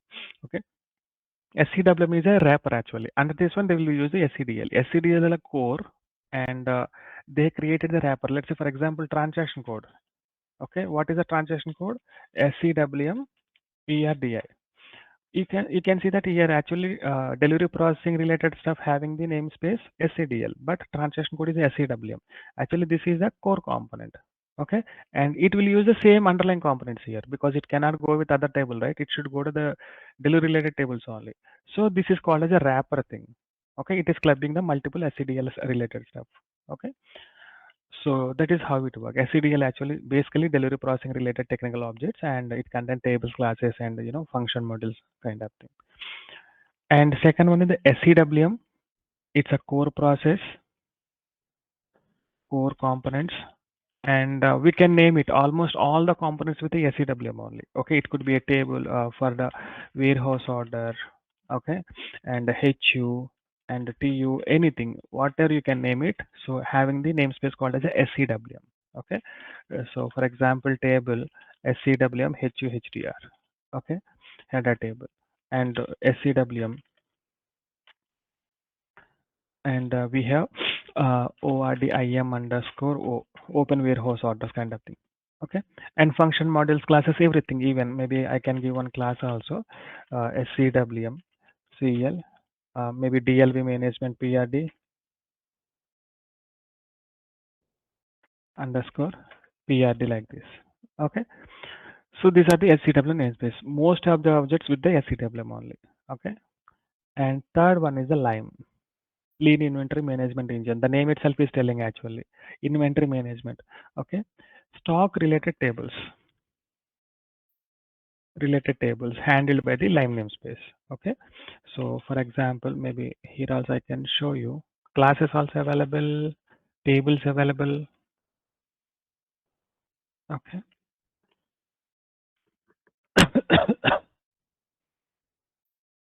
You can see that various tables for here. Okay, and this is belongs to our stock related stuff, location kind of thing here. Okay, I001, I002 like this. Okay, so there is a famous table called as a entry. Okay, this is a hierarchy of HUs. Okay, but still we have the SCDW namespace related tables also for the stock handling. Let's say for example, available quants aqua. This is with the SCWM. You can see. So, but it won't handle directly on its own data. Instead, it is going to handle the data belongs to Lime. You can see that the data elements. So it has to pull some data from the backend Lime tables only. Okay, it will maintain some higher level data, and whenever it need additional attributes of the product, then it has to go to the Lime tables.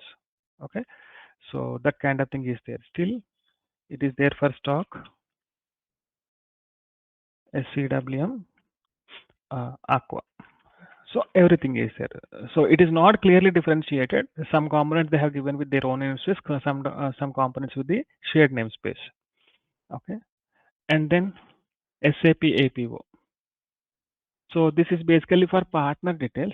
Okay, and I'll show you that SAP APO, and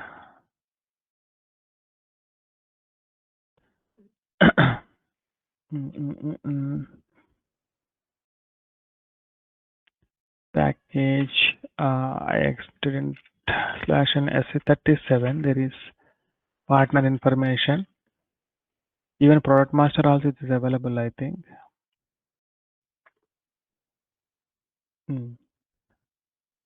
Yeah, here you can see that some product master related and partner information is also available actually.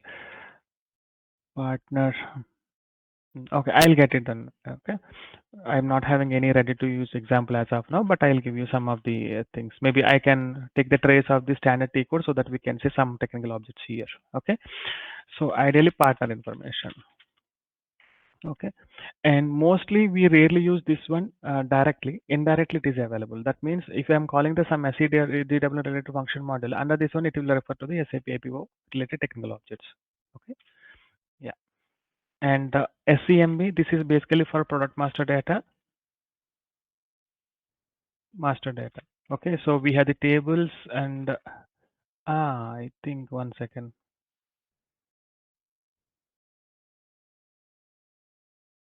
My bad. Yeah. Okay, all the product master related in SAP APO only. My bad. Partner and product master. Okay, this is the example, material master. So not only just mat key, this is the header data. And if I give it all the views, we have the multiple views in the product master, right? Everything you can see here, material location information, key and warehouse information, execute information here, everything with the SAP APO only. Product master data. Okay. And coming to the SAMB, this is also related to master data objects, including product and partner. Okay, and maybe with this one we can see the function model. Okay, SE37 and SCMB product. Yeah, so here you can see that product exists or not, that kind of thing started with the SCMB. Okay, so here also some function models. Going forward, we can see a couple of other things also. Okay, and here you can see if I want to read a product, SCMB namespace. Okay, so why we are giving these namespaces before is we should not confuse with this particular terminology, you know. So sometimes we'll be using SCDL, sometimes using SEWM like this. So that's why. So keep in mind that we are keep on using the object belongs to any namespace. Okay. So maybe what we can do, just I'll quickly run transaction SCWM PRDI, any inbound delivery is available. What is warehouse? Oh, so much. These many warehouses, huh? Okay. So I'll just prepare some data quickly. Okay. And SQVI and okay. So inbound delivery. So would like to check some good data. So inbound delivery and table join. Okay. And LIKP, we cannot do it. SCW.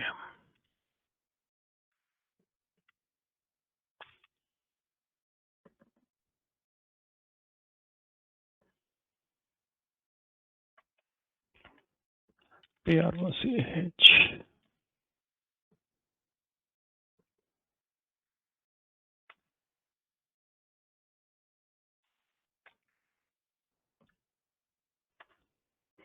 Okay. So with this join, I can pull the data from multiple tables at one shot.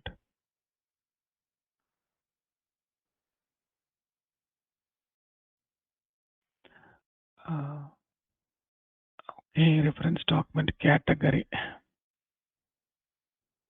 and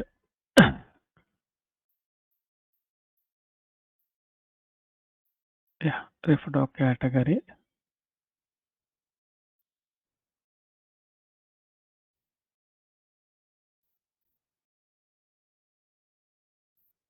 and product number.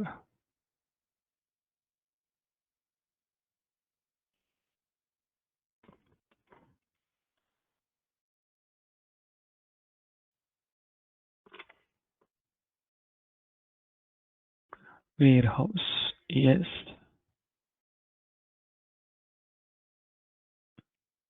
Yeah, I think this is mostly sufficient. Okay, document number and document category is not needed. And created by is also okay. Save. For additional fields, we can do it later.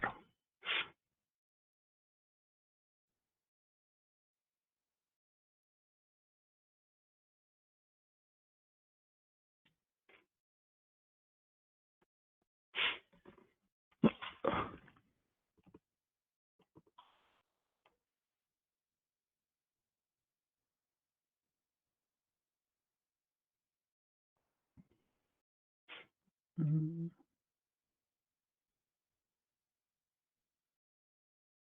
Why it is taking this much of time to generate it?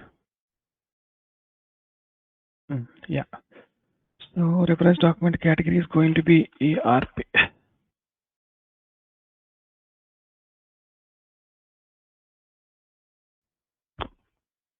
Yeah. So we have some plenty of data. Where is the delivery number? Yeah.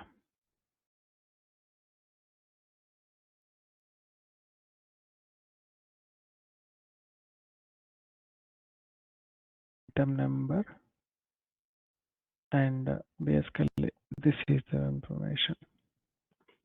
Okay. Let me download it.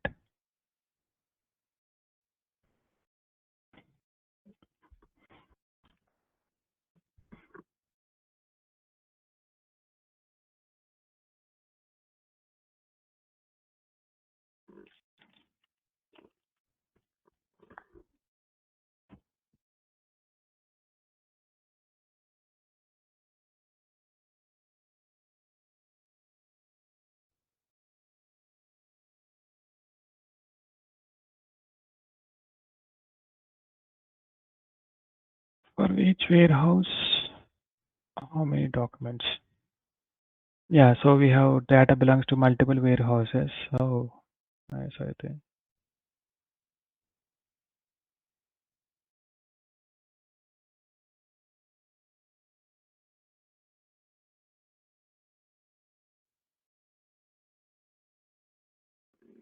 We can find some more number. Okay, this is the one.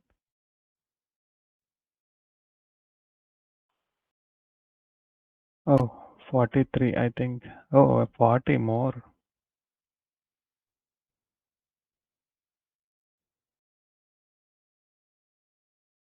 Maybe these are the trainers. Maybe more than 200 actually. I'm trying to look into it. And some of the warehouse, they try to configure almost all scenarios, including inbound, outbound, production and internal. And some of the warehouses, they might do have done only specific area, only inbound, only outbound like this. So that's why I would like to take some, bigger examples here. Yeah, MM40 I can take. Okay, now /o/SCWM PRDI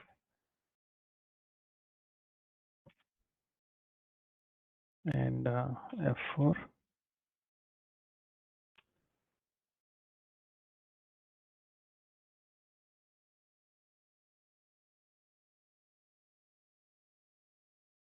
Oh, sorry.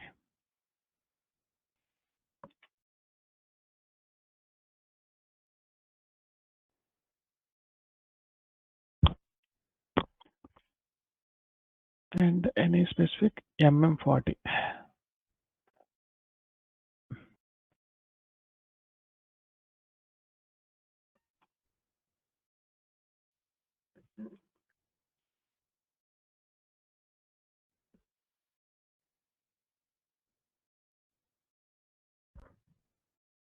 332035. Oh, okay. Replenishment. Oh, I think he has done most of the things, it seems. Different products.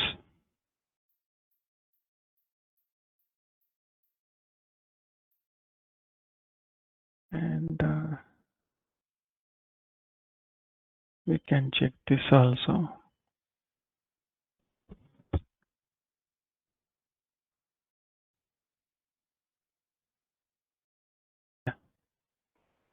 Mm, which product having, I mean, okay, this product.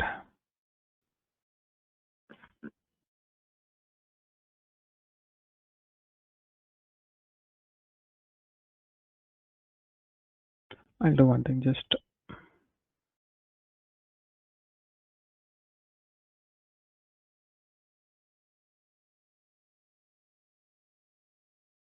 724 and 5305. Okay.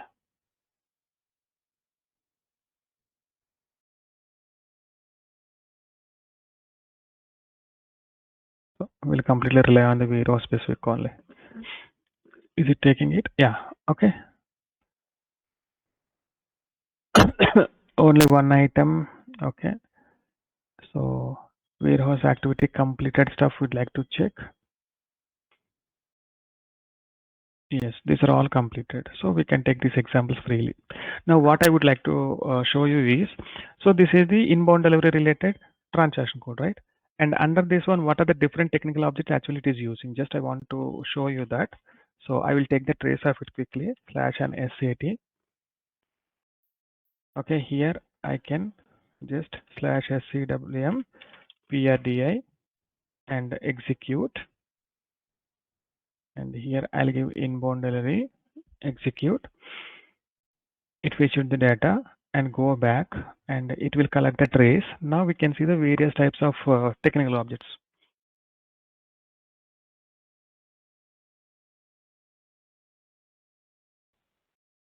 Okay.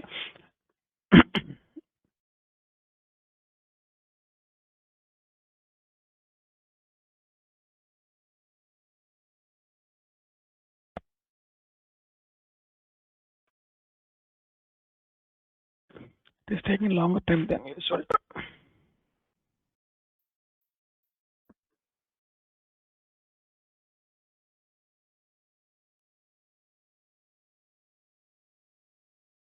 Yeah. Okay. Maybe I can take data XML. It's nothing but database tables. Okay. DB fetch. And now you can see that. Let me sort it. You can see SAP EWM related, SCDL related, and SCDL, SCMB related. You can see SCMB related stuff and SCWM. You can see. So even it belongs to one particular area, it is trying to pull the data belongs to tables or technical objects which are belongs to different namespace here. Okay. So if you are not aware like what is the table behind and what is the function model behind being used, at least you want to know something, you can take the trace and you can see what are the technical objects being addressed under this one. Okay. And similarly, we can also go with the function models. Okay. And here also we can sort it so that all the namespace related will come top. You can see Lime is there, SAP APO is there, SEMB is there. Okay. And SEMB here you can see, and SEW related stuff you can see here. Okay. These are the things. And classes and methods also we can verify quickly and sort. Okay. This is, I think it doesn't work like that. It is not regular sorting. One second. Maybe at least calling program. Yeah. This one we can see at least. Yeah. You can see here also. BOPF we can ignore, and the personas also you can ignore.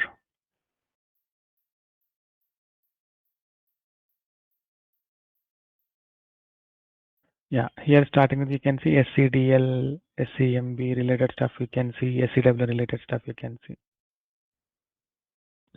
Okay, so got some idea like how these namespaces are working. Even technically belongs to a different namespaces, but while working with particular document, actually object belongs to various namespaces comes under into the picture. Okay. But there is one special thing that is called as object we are frequently using, which is not having any namespace. Okay, so that is called as a PPF, post processing framework. Okay, so we have the separate topic altogether for this one. Okay. But why this this particular technical object is not having any specific name is, so this is a generic component. We can apply this one to any area. It could be for SAP APO, it could be for EWM, it could be for TM. Maybe in future they want to adopt this one to SAP ERP also. Okay, so that's why there is no namespace for this one. And for this one, let's say for example table PPF T trick. There is no namespace prior to it, and the T code. Okay. So T code, SPPFC ADM like this, or SPPFP like this. Okay. If I open the T code here, /n SPPFC ADM. Okay, this is the transaction code. So there is no namespace to it. And underlying components, you can see some of the related to our SCDL delivery and SCWM.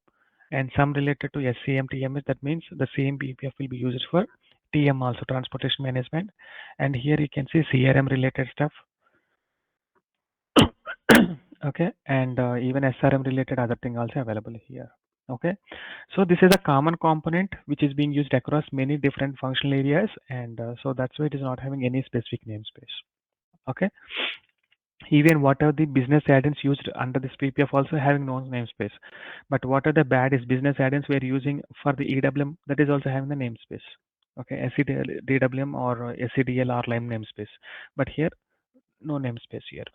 Okay, so any questions till now?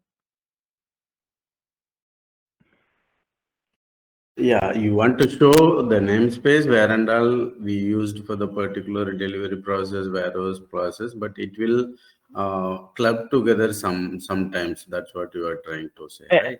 Exactly right. So since we are as a technical consultant, right, we should not get, we should have as much as information for technical object details.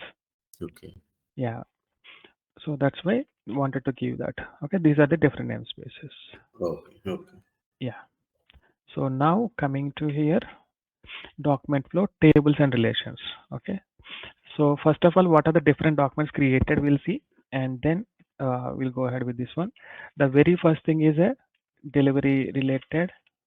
Okay, and then handling units and stock related stuff, and then warehouse orders and warehouse task, and then simple stuff is a wave management and TU management. Okay, so most frequently used documents here. Okay, again process specific we'll go again. Okay, that is not an issue. Okay, we'll go with this one. Yeah, so coming to the delivery processing. So we know that we have the different types of deliveries, right? So inbound delivery, okay, and outbound delivery order.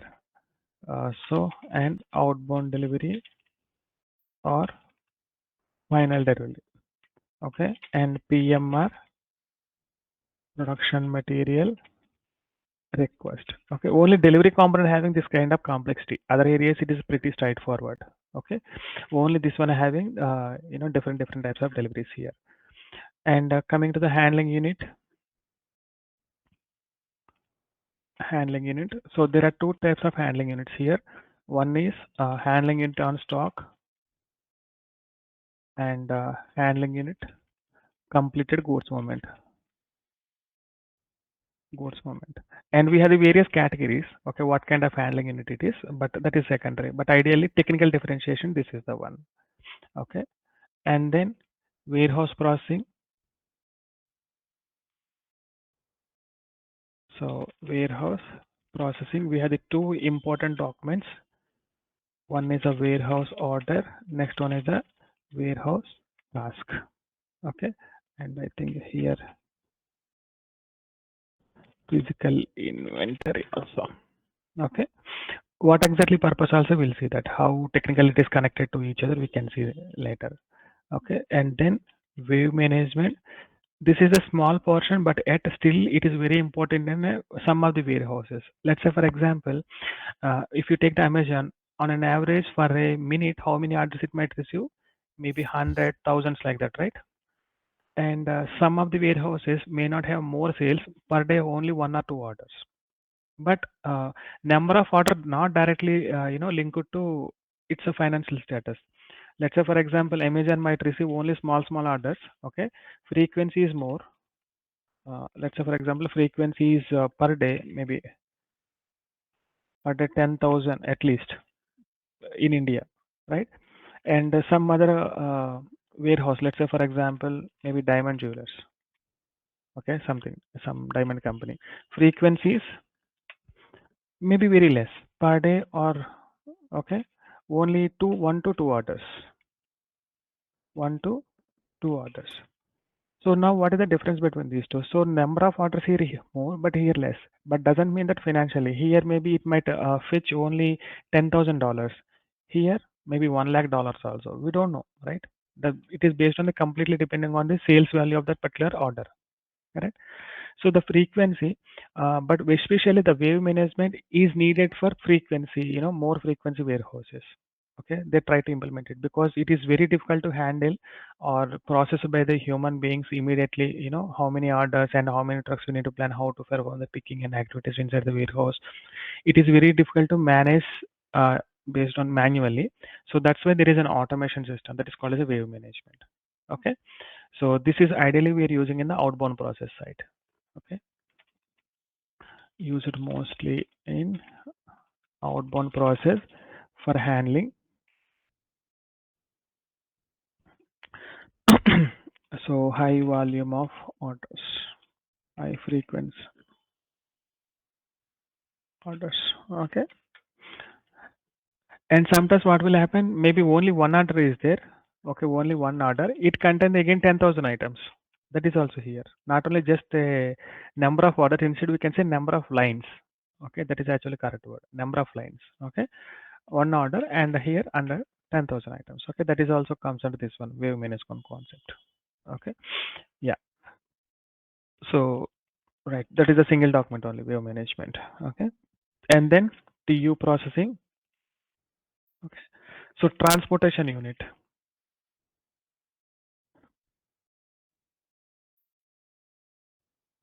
Okay, so where exactly this transportation unit come into the picture? Okay, so if I go here, when we discussed previously about the warehouse operations, we still not yet covered couple of areas that is called as a outside of operation, outside operations. Okay, what exactly that? Let me do one thing. Just I'll remove this and I'll remove this. There is an area which will surround your warehouse. Okay, this is actually warehouse complex. Okay, and this is going to the warehouse compound. Okay, and what is the other area other than this warehouse complex is warehouse surroundings. Okay, what purpose it is being used? For movement of trucks, not movement of product. Okay, so here actually movement of products, storing and movement of products inside the warehouse complex, but here movement of trucks. Okay, so trucks coming and waiting for some time and waiting for the loading. Once loading is completed, it has to receive all the necessary documents to proceed next time, like export import documents or driver manifest or shipping manifest, whatever it may be. So they have to wait for some time and they have to take some gate pass and they have to submit the gate pass. So many activities outside of warehouse also. Okay, so but which component inside our EWM will cover is the TU processing. Okay, so truck arrival, truck departure, truck docking at the door, truck departure from the door, truck is waiting outside. So that all truck related activities will be handled by TU processing.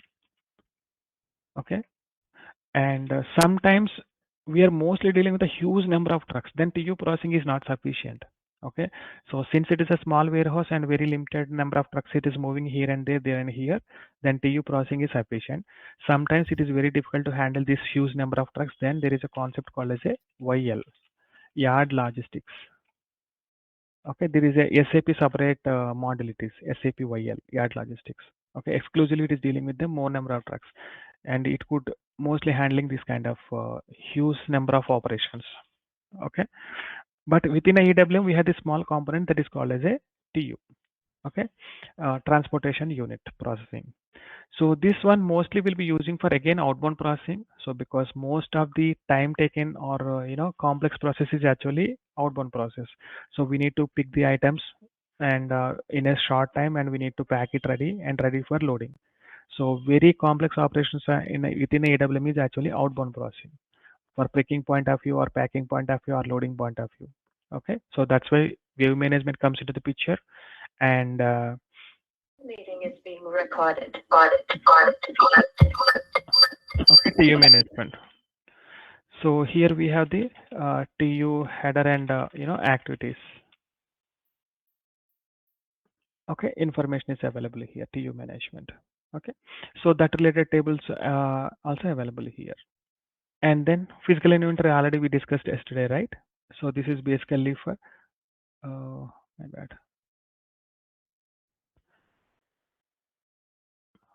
Yeah, physical inventory.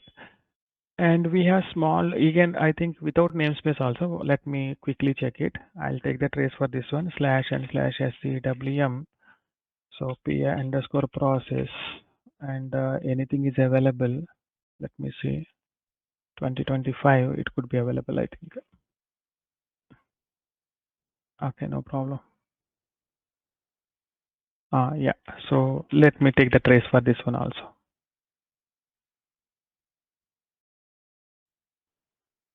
PI underscore process, okay, execute, and here I'll execute, yes, and come back. Yeah, what happened? Runtime analysis completed. No, it's not taken into consideration. Oh, that pop up now. Let me do it.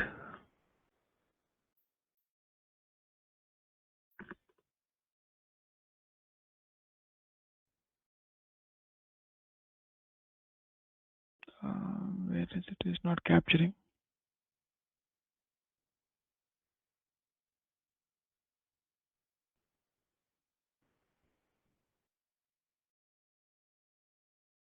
Mm,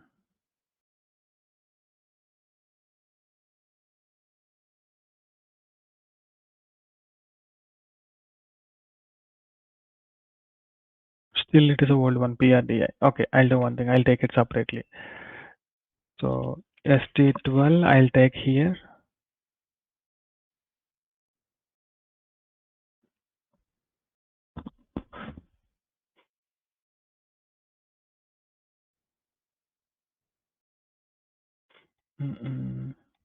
Why this is taking this much of time? I don't know. Yeah, and new session. Meanwhile, I'll start with /n/SEWM PI underscore process.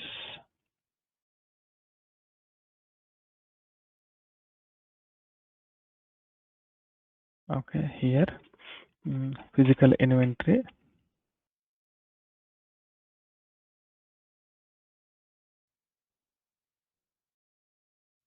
User one. The same user that I'm using.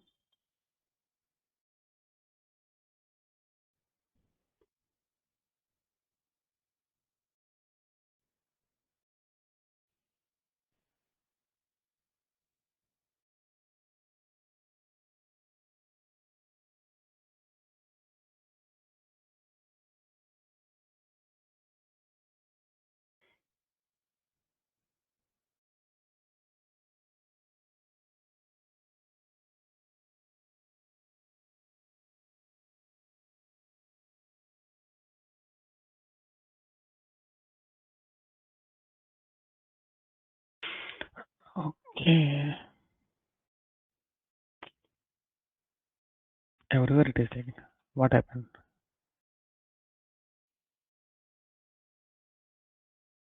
Okay, no problem. Maybe it is facing some issue. Okay, so it is having again Lime namespace. It will use physical inventory document for a couple of objects, and a couple of objects there is no namespace related stuff. Okay, maybe we can take trace tomorrow and we can see. Okay, so these are the major documents ideally will be working. Okay, and a few more other documents also. That is rarely we are using it. Okay, and for each one, how the namespaces and corresponding tables will check one by one. So the first thing is inbound process. Inbound process. So what are the documents we are creating? Either ERP or EWM. So we know starting with the purchase order and inbound delivery, then EWM, inbound delivery notification,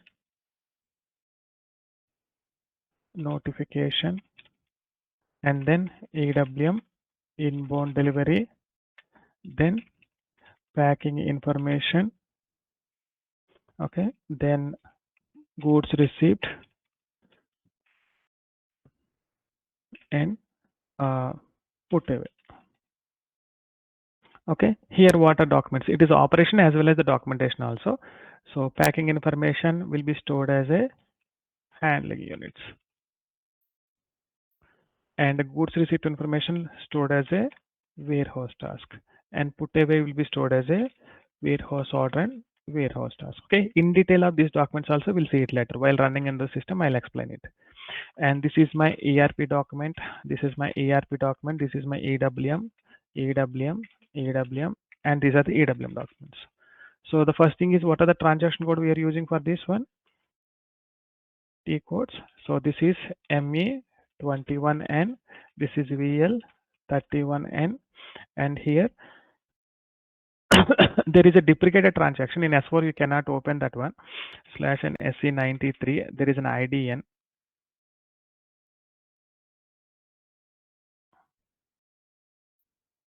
What happened?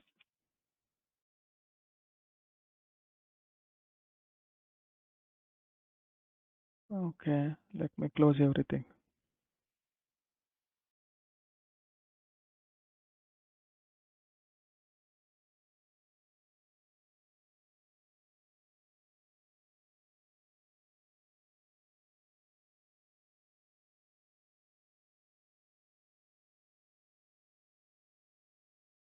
Okay, I think system is not gotten. Let me inform them.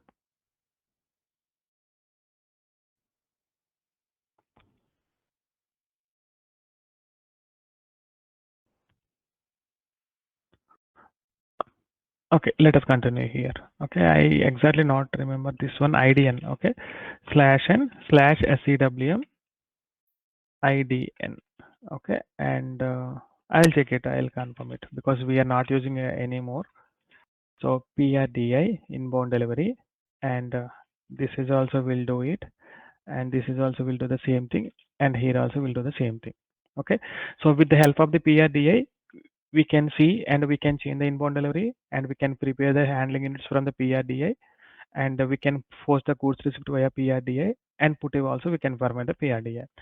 But this is the dedicated T code. Additionally, this packing we can do via RF, okay, or PPF or monitor or any custom program. Okay, so this is a specialized version. Okay, it is not mandatory that always we go with the PRDI. Okay, they can use any other areas to perform the packing here. Okay, and similarly for goods receipt also same thing. So via RF we can perform the goods receipt, and via PPF also we can do goods receipt, and monitor also we can do the goods receipt. Okay, and same put also it is applied. Okay, so this is the dedicated T code. This is the additional options. Now coming to the tables here. Okay, and what are the tables for inbound delivery? General tables EKKO and EKPO, right? And for inbound delivery, LIKP, LIPS. Outbound delivery also will store in the same, but here document category is EL. Okay, EL or LF? I think EL. For outbound delivery it is LF. Okay, and coming to the inbound delivery notification, there is an SCDL. I think DLV request something. Okay, RUQ underscore H and I think, if I remember correctly. Okay, I will verify and I'll update on this one. DB underscore request header and request item. Okay, so header and item here, and then inbound delivery. So here it is the most important. Okay, so SCDL DB underscore PROCH underscore I. So there is a nomenclature for this particular naming convention. I'll explain. Same naming convention will be applied for outbound deliveries also. Okay, so it's common nomenclature for this one. So delivery related tables. Okay, so what exactly this one is? Take this one. Okay, up to here it is a common. Up to here, no problem.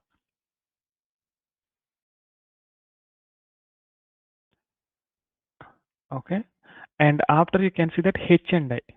The first H represents header or item. Okay, there are two possible values. Okay, HR item, and second I is there, no? So that is actually belongs to whether inbound delivery or outbound delivery or PMR. Okay, whatever H and I here. Here for this one, possible values are H and I. And here possible values are, we have I, O and P. I for inbound and O for outbound and P for production material request. Here you can see that for header HI and item of I. Okay, we can remember in that way. Okay, header of inbound delivery, item of inbound delivery. Okay, HI, item of inbound delivery. Similarly, if it is going to the outbound delivery, header of outbound delivery, item of outbound delivery, like that. Okay, so this is the nomenclature of the delivery tables. So these are the dedicated tables, and we have several common tables to the delivery. Okay, common tables in the delivery. So this is also very frequently we are using it. So that is SCDL. So DB underscore ref doc. Okay, this is the reference document information info. And this table is the most important. So the relation between the ERP documents and EWM documents established via this table only. And within the EWM also we can establish the link between multiple documents linked with this particular table. Okay, this is very frequently used. And then if I open any single inbound delivery, still not connecting.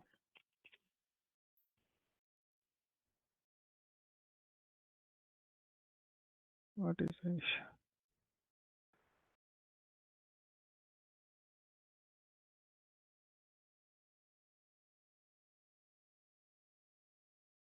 Yes.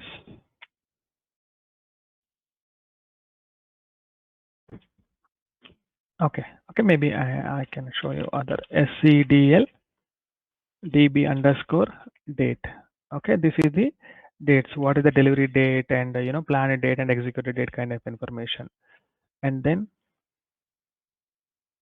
SCDL DB underscore BP log. This is basically for partner information, partner and location information. So right, vendor details will be stored in this table, and from location is nothing but warehouse located in this warehouse. To location kind of thing. So this is a partner information, partner and locations which are Raj, involved in. Yes, please. sorry to interrupt. Yeah. Yeah, Can you try without single sign-on once? without single sign-on. Yeah, it is connecting without single sign-on. Yeah. After session, I'll check. Okay. What's happening? Meanwhile, you can. Oh, okay. So Username and credentials are password is same. Yeah, same. same of RDP, right? Yeah, same party. Okay, yeah. Thank you. No, that is also giving same issue. Sorry, my bad. So without single sign-on,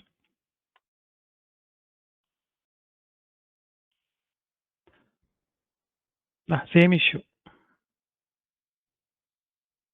File USR recipe. Okay. Yeah. But while starting the session, it got connected, right? Or Yeah. same issue? No. It worked for some time. Now only just it is coming. Yeah. Okay. I'll check it. Okay. For today, please excuse. Okay. No problem. Maybe we can contain theory. So please Yeah. let it. Yeah. Okay. Okay. And this is for status information. And right, delivery various statuses, goods receipt is completed or not, and delivery started or not, packing is done or not. So that kind of status information available in this table. Okay. And then ADMEAS.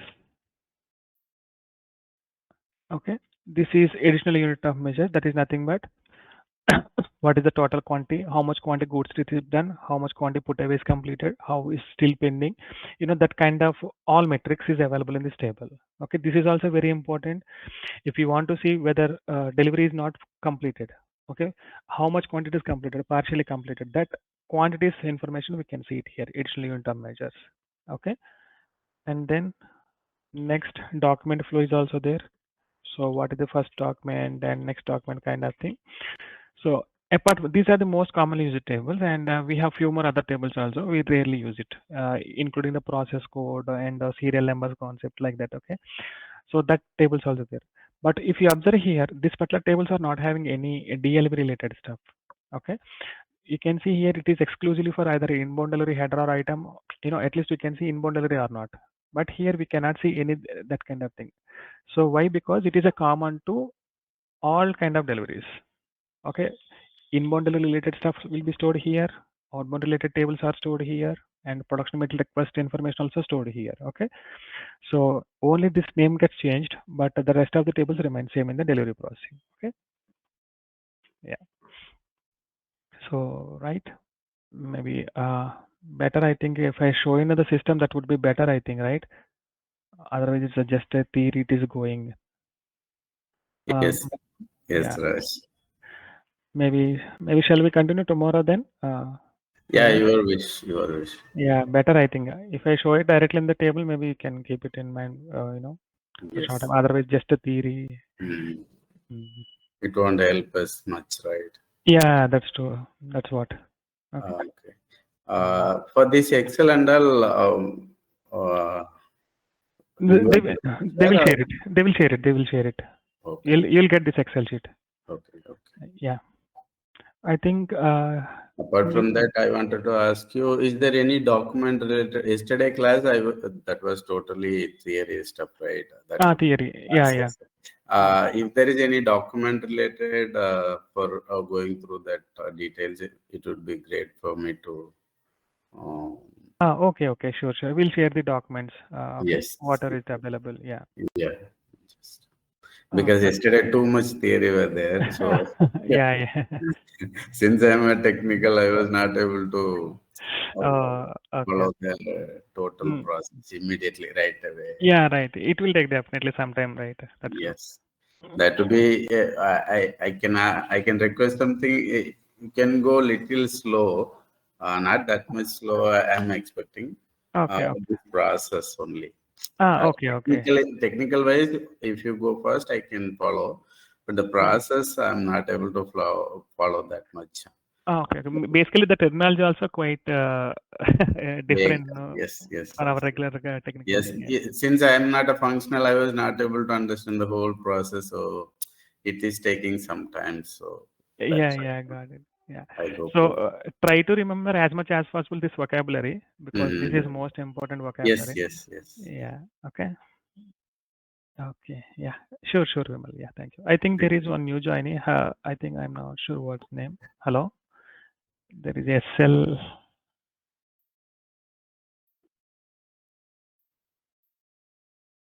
Hello. Okay. Maybe we can connect offline then. Okay. Yeah. Okay, guys. Thank you. Thank you so much. If any other question, maybe we can see. Otherwise, we can continue tomorrow. Thank you. Yeah. Hello, Raj. Hi. Yeah, so I'm Cyprian Lobo. I was in your other class, correct? Okay. Yeah. So on that class, I had missed the initial 8 classes, correct? So Navin had promised me to, give me access for the first 8 classes. Oh, super. Okay, then yeah, I think so. We started yesterday, and we discussed about what is the process. This batch started yesterday, huh? Yesterday. This batch started yesterday. Yesterday. Okay. So we have a video of that. They did not inform me yesterday. I just got the message today that Okay. Cool. Then I think you can continue. Okay. So just we discussed only maybe just first. Yeah. First 8 classes. That's enough. But what about our batch?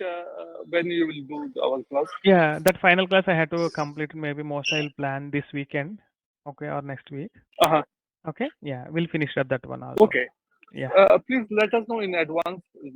Inform the school. Yeah. Okay. So better what I think actually we want to club the existing batch also because it is a common topic, right? Queue processing especially. So that's why just maybe this weekend or next weekend I'll finish up. Okay. Okay. Yeah. Thank you. Thanks, man. Thank you so much. Thank you, Raj. Yeah. Okay. Yeah. Bye. So bye. Yeah. Thanks everyone. Thank you so much. See you tomorrow. Yeah. Bye. Thank you. Thank you.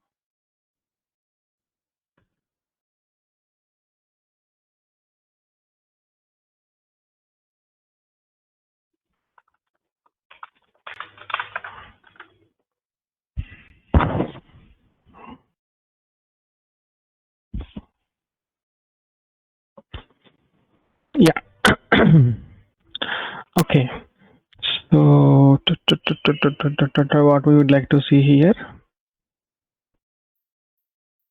inbound process, we started capturing the tables here. Okay, cool. Yeah, you can see my screen, right? Yes. Okay, yeah. So yesterday we started with the various tables for each and every document, right? And we were there till delivery. So okay, delivery, what is this request table? Anyhow, it not updates. SCDL DB underscore RAQ star. Still a dot on it. Inbound delivery notification, yeah. And outbound delivery notification, outbound delivery. Yes, correct. These tables are correct. Okay, these are the request tables for inbound delivery notification.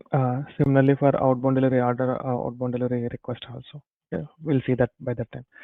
Yeah.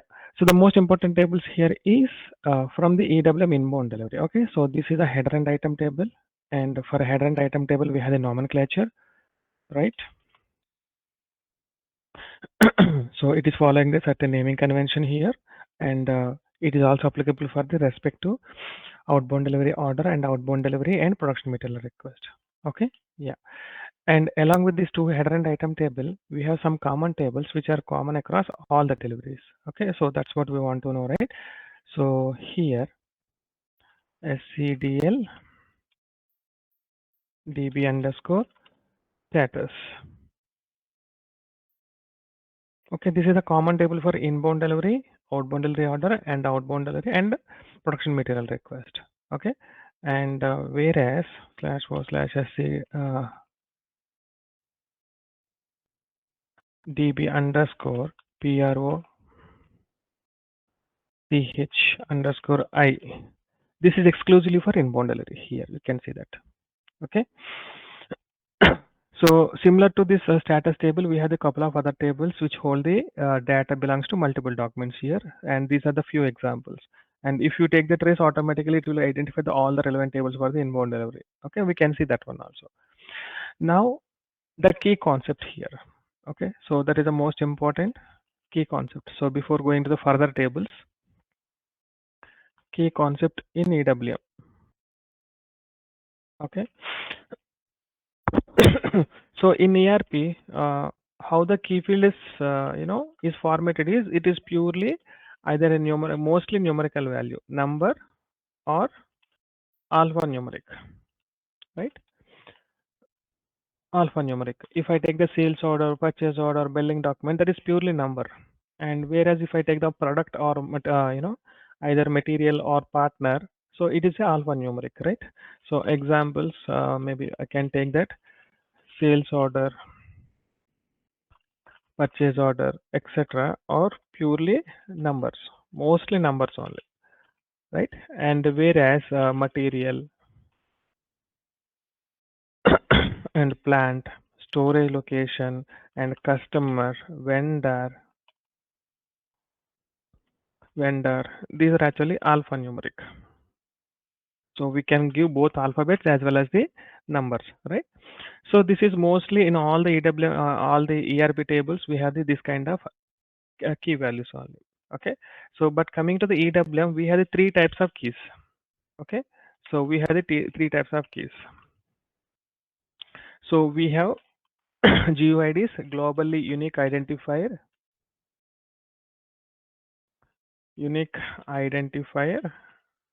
okay, and here also we have the two types, 16 length GUID and 22 length GUID.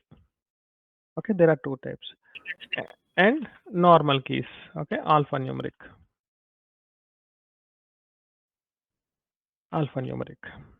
Okay. If I take the delivery number here, if I see here, you can see that it is a 16 character length GUID. Actually, it's a type raw. Okay. So 16 length, it's a type raw data type. Okay. So mostly the delivery tables. Okay. Delivery tables And what else? Mostly delivery tables only. Other product master also still it is different. Okay. Mm, 1 second. Wave and everything. Yeah, mostly others are normal only. Okay. And other one is 22. Okay, this is basically product. Okay, material master. Let me open that one also quickly. And here SAP APO mat key display 22 or 32. Let me check here. Yeah, here you can see that it's a 22 character. It is a mat ID. So it appears to be character, but it actually not a character value. If I open the data and you can observe that values.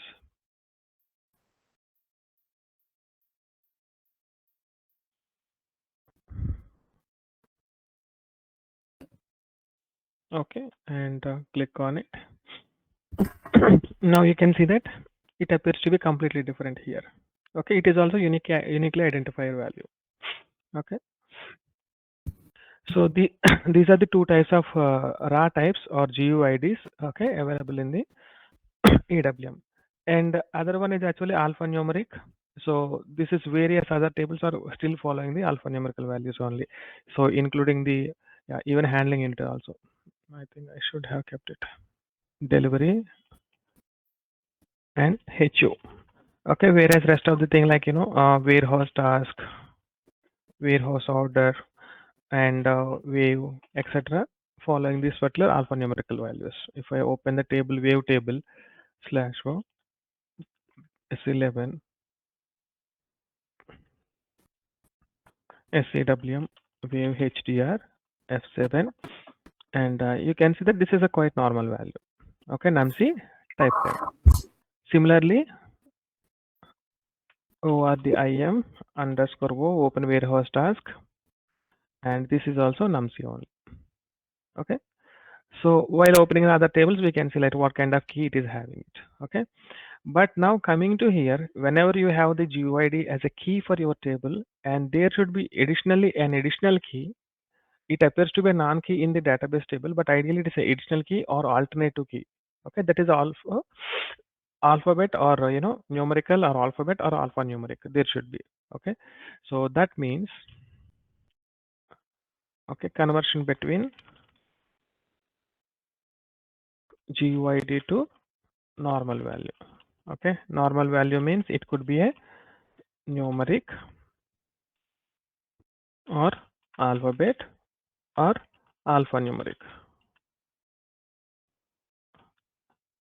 Okay, so here there are two tests. You can see that automatic already it is available in the material master. We have GUID of 22 characters, and similarly we have an alternative field, counter field. Okay, it is available. Okay, so product master level. Okay, we have counter field MATNR for mat ID. Okay, and similarly for delivery table, so counter field is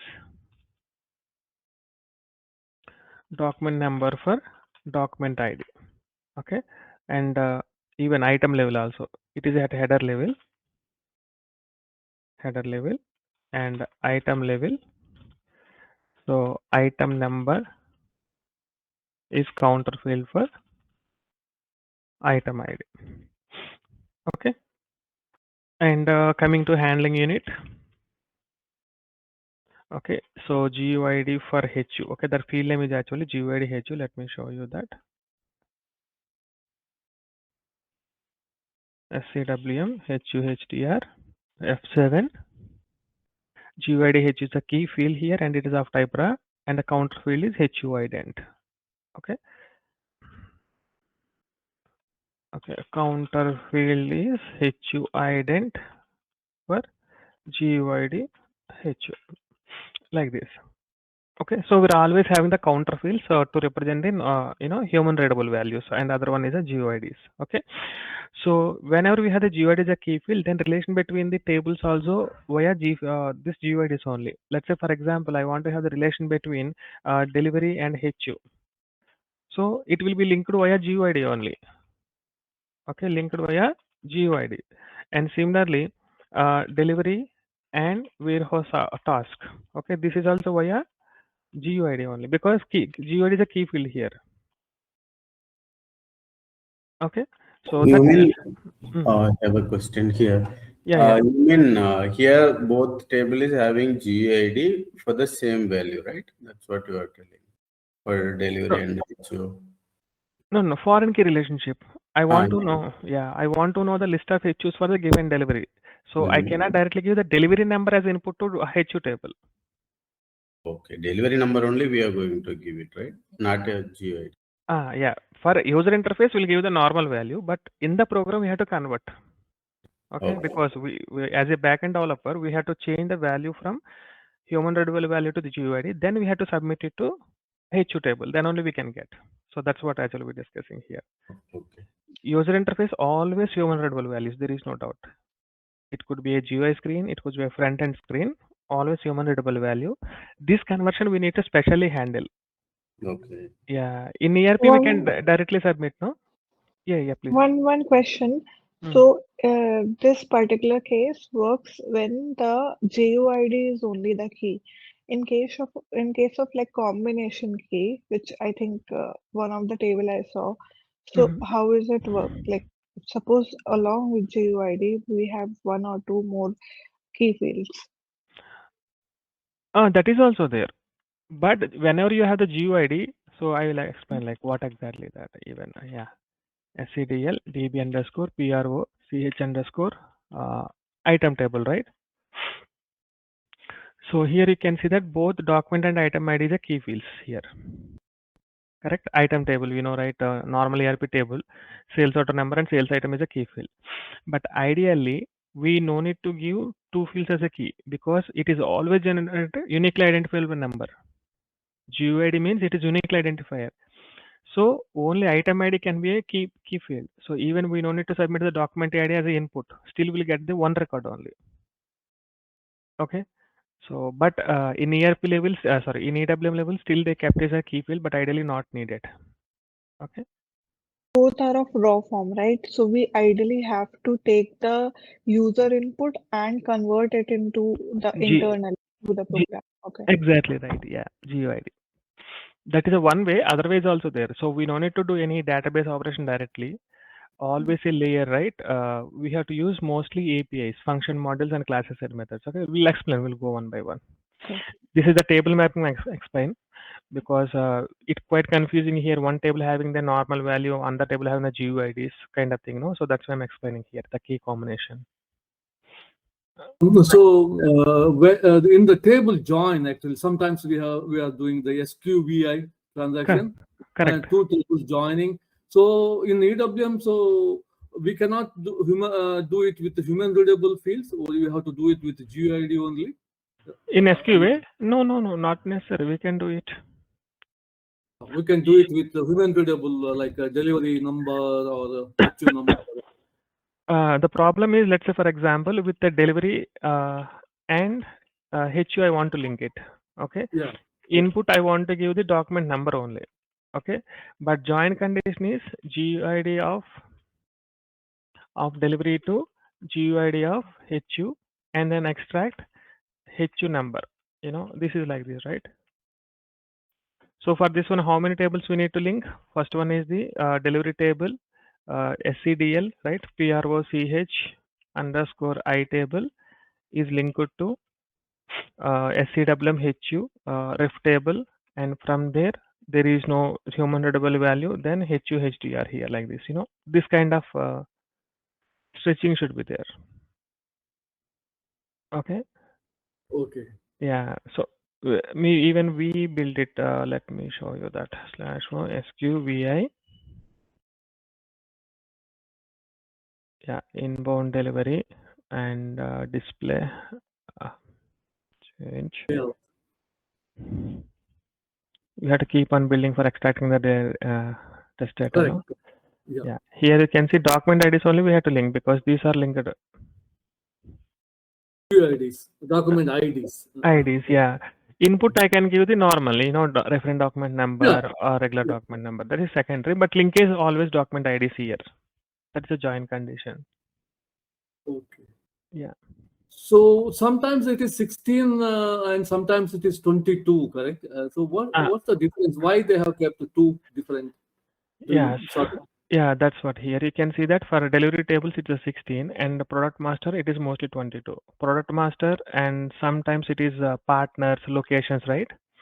So this is a SAP APO component. Okay, namespace. Once you see that SAP APO component, they followed the 22 character length naming conventions. That actually quite confusing. Whereas SCDL, SCWM related stuff, they started using the only 16 length character. Okay. Yeah. And but if you see here any delivery table, we are not seeing any 22 characters. Let's say for example delivery item table. Even that is also one of the concept here. It is a item table, right? And mat ID. Not this one. I think product. My bad. Product. Yeah. Here you can see that this product is only 16 character length. So when they start building the EWM component related tables, they're always following this one. But actual master is 22 characters. So that means one more level conversation we have to perform. Okay.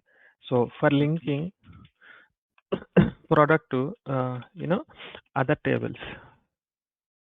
Let's say for example delivery tables. Okay. So from 22 to 16 we need to convert first. Okay, like this. And maybe HU tables or stock table. Again same thing. From 22 to 16 we need to convert. Okay, so for this one we have the classes, so we don't need to worry much here. So we have class and function module. So SC, I think even not SCWM, I think star CL star UID star.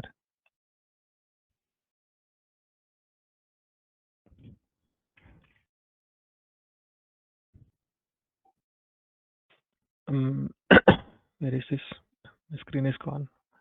Okay, let me go to function model. You'll find the variable list. Okay, there is a GUID convert. Yeah. Okay, this is the GUID convert here. And if you observe the parameters of this particular function model, okay, you can see you can give any of type, either 16 or 22 or 32, and we can get the other one. Okay, 16, 22, and 32 here. Yeah, this is the class actually, CL system UID, and we can convert here. Okay, so you can see. So I'll show you that how does it work. Okay, what I will do, just I will take one delivery. I think yesterday we took no. I'll take this product. Okay, and I'll run this query. What is the delivery number? Document number. Maybe I can take the recent one. 4103.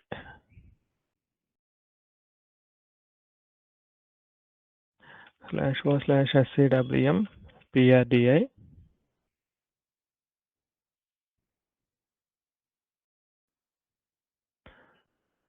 What is the MM40 warehouse?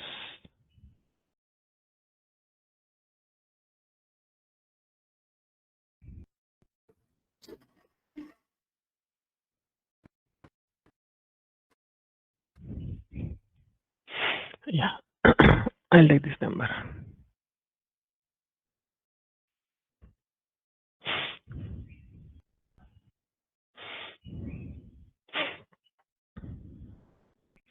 Okay, so I have two products here, 3300 and 3302. I'll take the 3300, or maybe I'll try to get the normal GUID here, item table level / and SA16N PRCI, and enter my delivery number, and I'll remove everything here, and product ID, product number. Okay, so this is my GUID. Okay, I'll take this GUID and I will submit here. Okay, I got this 22 characters. Okay, I'll take this one now. Okay, I will submit in the table. SAP APO mat key, right? and enter here. We have to get the 3300. You can see that. So this extra work, this extra conversion we need to perform. Okay. As and when we receive the one value and we want to get the data from other table, we cannot directly submit sometimes. Okay. So we have to make sure this conversion in the program level. Okay. So this is the function model, or inside we have the class also, right? That class also we can utilize. GUID convert. Okay. Yeah. Okay. And for the convenience of the development, no, this is GUID convert is a general function model. It is irrespective of EWM. Okay. For convenience of our EWM developers, they have given a special class, okay, through which we can easily convert. Okay. So that is C24 SAWM CL underscore UI underscore stock fields. Okay. So this class very commonly used, but sometimes it is not recommended to use in your program because it will do a lot of database operations inside. Okay. So here you can see that mat key by ID or mat ID by number. Okay. Similarly for batch also, and for the delivery also you can see that. So inspection document number. So at least certain parameters we can frequently use this one. Okay. So instead of calling the function model manually, this will do the work for us. Okay. And inside it will also read the metal master also. You can see whether you have given the proper input or not. That kind of thing it is doing it. Okay. So I'll show you that how does it work. And this is not for 22 characters. It is always 16 only. It is only for EWM relevant class, right? Only 16 it can understand. Mat ID by number. So I'm giving that 3300, right? Execute. What happened? Okay. Program level it might show because here still converting in the front end, and vice versa. Let me try. Mat ID by number only, right? We have given. Mat key by ID.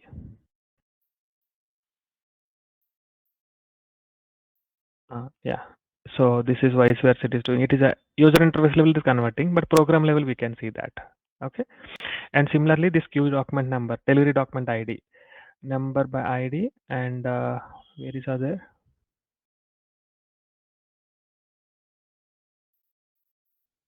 There is one more thing.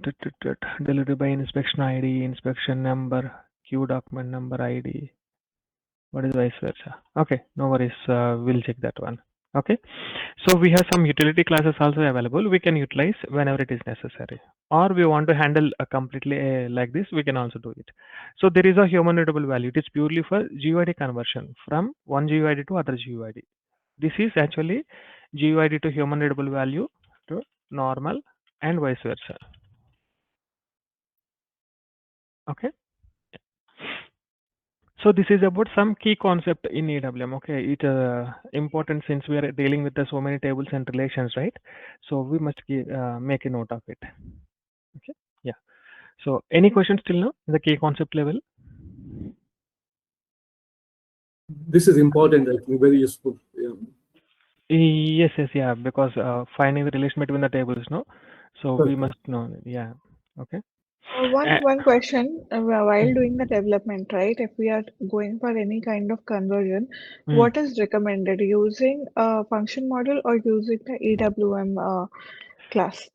Mostly we'll use this one because it is a normal value to GUID. This is GUID to GUID only for product master or partners information stuff. Otherwise, we'll never use this. Your program purely dealing with your delivery documents or some kind of warehouse orders issues. This is sufficient. Okay. So like while using the method, it will like how it was coming in the user interface, the same values coming, right? When we will be using the same method in the program, it should ideally, suppose if I'm checking from mat number, material number, so ideally it should be giving me the GUID in response, right? GUID only, right? Okay. It is converting, so that's what it is showing as a normal value. Ideally, it is a GUID. Okay. Yeah. Okay. Right. So now let us continue with the document tables and this one. So the very first thing what we have seen, delivery. Okay, after the delivery, what are the next thing? Packing information. Okay, let us go here. For packing, it is nothing but handling unit.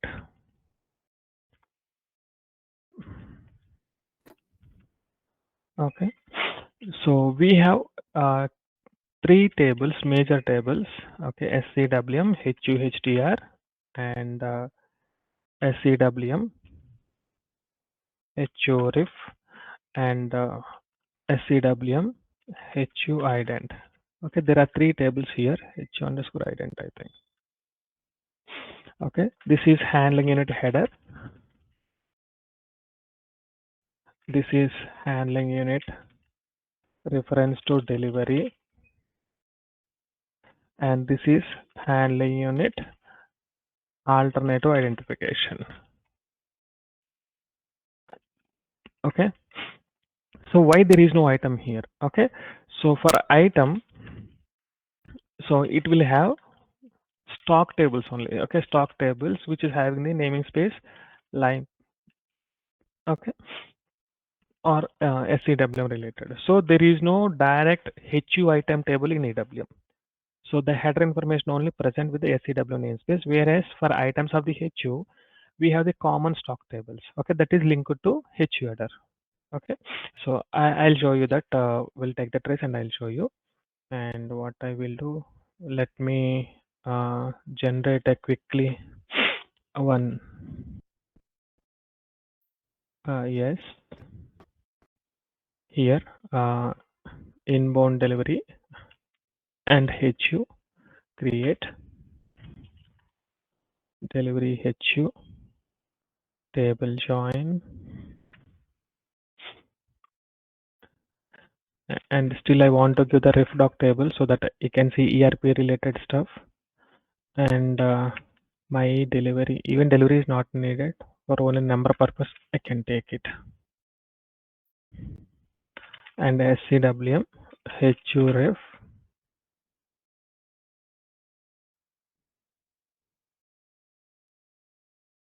yeah, document ID HU header. Since it is not having any normal human readable value, I have to get this one. Okay, this table. I'll give you this join here.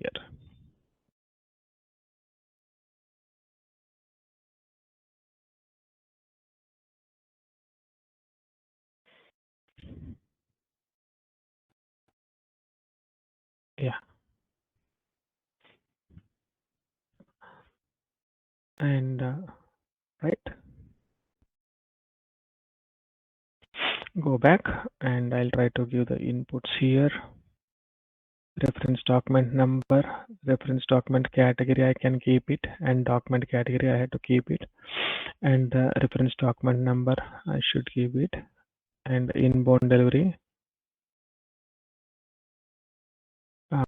document number. Oh, I should keep the delivery item also. Then only I can use the warehouse as a output. So which warehouse it belongs to. Let me add that one also. So I can give it here. Yeah, document ID, my item, and inbound delivery item. I can give item number and my product, and then most importantly warehouse. That is a problem. They have given it item level, so it's very complex, and performance issues will happen. So warehouse, and then minimize, and I'll go to handling unit. Where is this HU number? Yeah, HU ident. Anything not necessary. Okay, just we can save.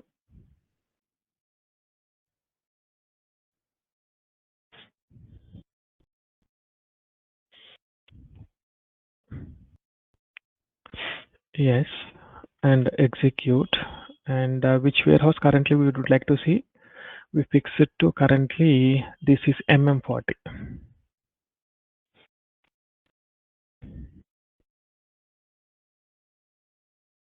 Yeah, okay, MM40 we took, and reference document category is a PDI, and this is PO. PO means purchase order. I'll explain that yet to come. Yeah, so we have the various deliveries here. It is having the HUs, more number of HUs by this one. I'll take this delivery and go here.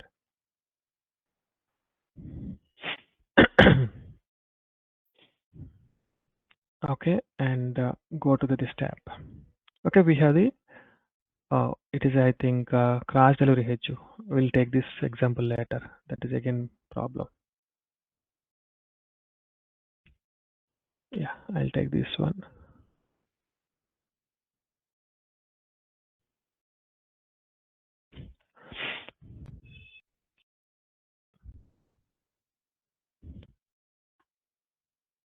This is also same thing. Okay. 80. Okay, then that's fine. We have the two deliveries here. So normal HUs. Okay, now you can see that for the given delivery, we have the two handling units here, right? And I'll open these two in a Packwork Center. Here, what is the content under this one? You can see. So this is the HU header, and this is the HU product. This is the header information where we can see the details of the HU. What is the packaging material? What is the HU type? How to handle this one? That information is available here. And in the content level and in the details to tab, we can see that reference document. Okay, which delivery it belongs to, and content. What are the products actually currently packed to it? Okay, so this is HU information, and we can navigate to this one in a two ways. One is via clicking on this button, and other way is go to follow on action and pack.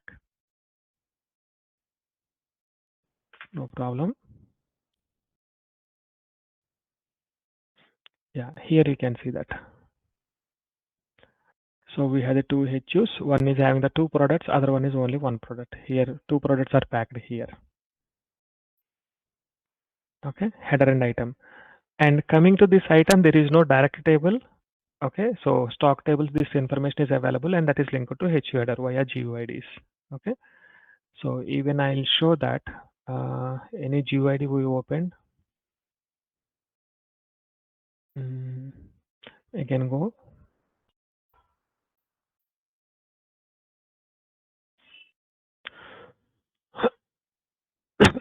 I'll take this number.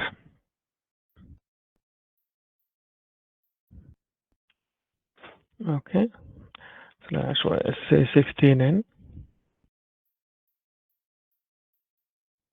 SCWM HUHDR, and enter this. Yeah, we have the entry, and take this GUID number,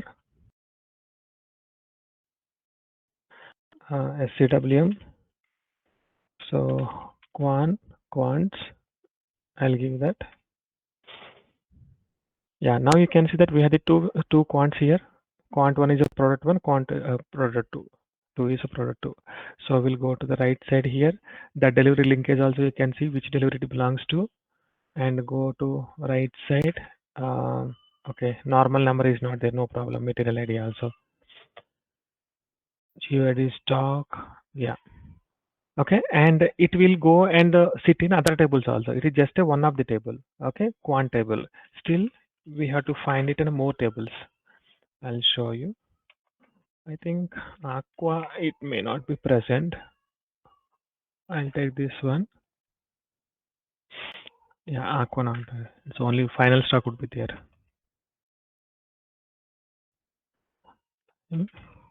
Entry. And the parent GUID here we have to submit, execute there. Different tables here, that's a problem. No. Let me submit GUID stock. No.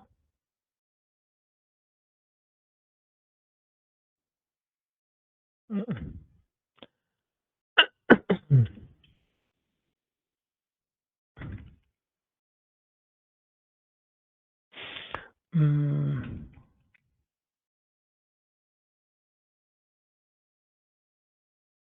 okay, this is not the one. Okay, no problem. Just maybe we can take the trace and we can find a list of tables. But you can see that here, this is a common table. It is not specific to handling unit. Okay, regular stock also will be stored in under this table. So it is connected to HU table actually. Okay, so that's why we don't have a direct table for HU item. Okay, it is connected to stock tables, either Lime namespace or SEWM namespace here. Okay, and coming to the HURIF, and still we had to discuss what is handling unit and how it is created, right? This is only just for table relation. I'm going to at higher level. Here you can see that the HU belongs to which delivery. So that information is available here. Okay, our inbound delivery. That information will be stored in the HURIF. Okay, and the next one is HU ident. That is the additional identification of your handling unit. What exactly mean? By default there is a number generated for every handling unit, right? So this is one of the identification.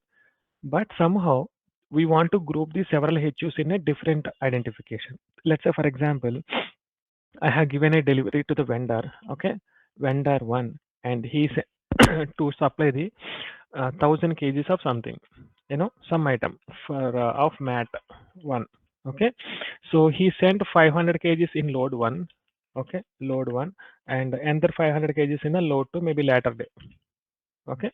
So here we have the 10 HUs, and here also we have the 10 HUs. Okay, so as per him, he send the complete 20 HUs to us. Okay, each contain the 50 kgs. That is fine. But while receiving, we must note additional information. Every HU having its own number. There is no doubt here. HU1 to HU20. HU1 to HU20, right? 20 numbers. But how to differentiate that? It is belongs to load 1 and load 2. Okay, we must have one placeholder where we need to enter that value also. Okay, that additional concept is actually this one. Okay, here we can simply click on the create and we can give one identifier. So by default these are the existing one. We can add it. Let's say for example sales plan HU no identification of vendor, like this maybe. Okay, load one something, either a load one or maybe truck one or maybe some external reference, something whatever it may be, we can store here simply. Okay, so that what will happen from HU1 to H10, HU1 to HU10, we have the reference of load 1, and HU11 to HU20, we have the reference of load 2. Okay, so whenever there is a damage, there is a problem or some issue happen, so we can immediately identify all the list of relevant HUs also. Let's say I have the issue with the HU15. Okay, so that means the product is not correct. Maybe some damage happened, something, or maybe some issue is happening. So I need to recall everything here. So what are the list of loads coming along with the HU15? Then I can simply find out using the load 2. First I will get the additional identifier. From there I will get the rest of the HU. So then I'll get the HU11 to HU20. So I will verify one more time here. I'll perform the quality check or something, visual inspection or whatever it may be, I can perform. So instead of doing from HU1 to HU20, I'll do it only for HU11 to HU20. So because we have the additional identifier. Okay. So that concept is comes under this one, HU identifier. Okay.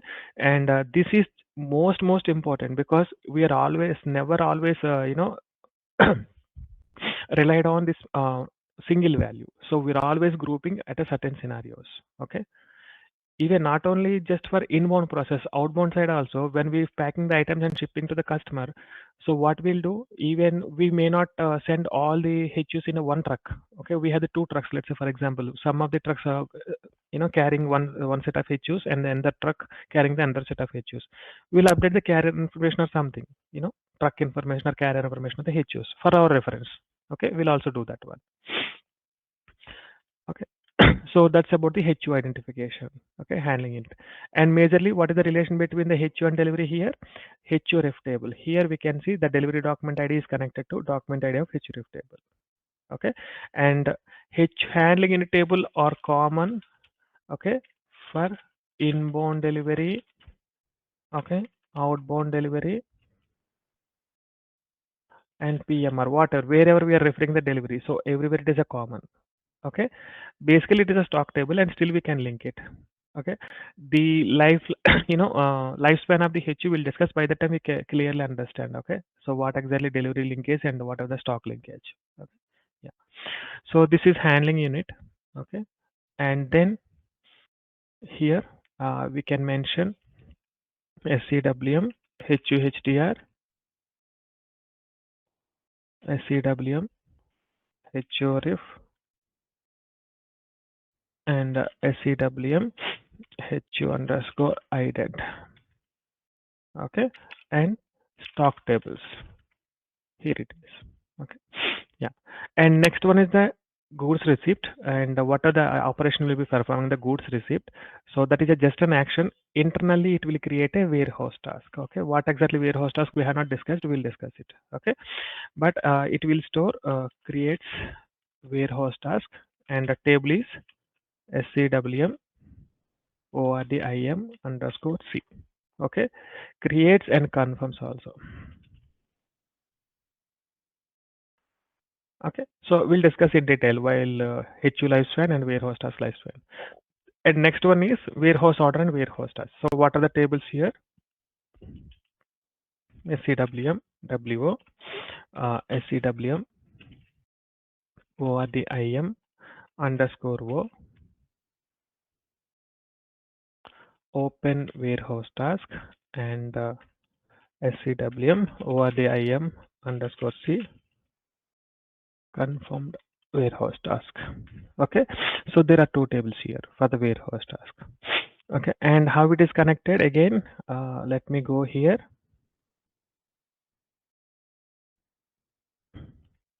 I'll go to SQVI. Yeah, here inbound delivery warehouse task open. Let's say for example create. Okay, inbound delivery open warehouse task. I want to get it. So table join, and I'm directly adding the header table. Okay, so that I can get everything. I would like to minimize it. SCWM ORDIM underscore O. Okay, now the link between these two tables is using the key fields. Okay, scroll down. There is a fields called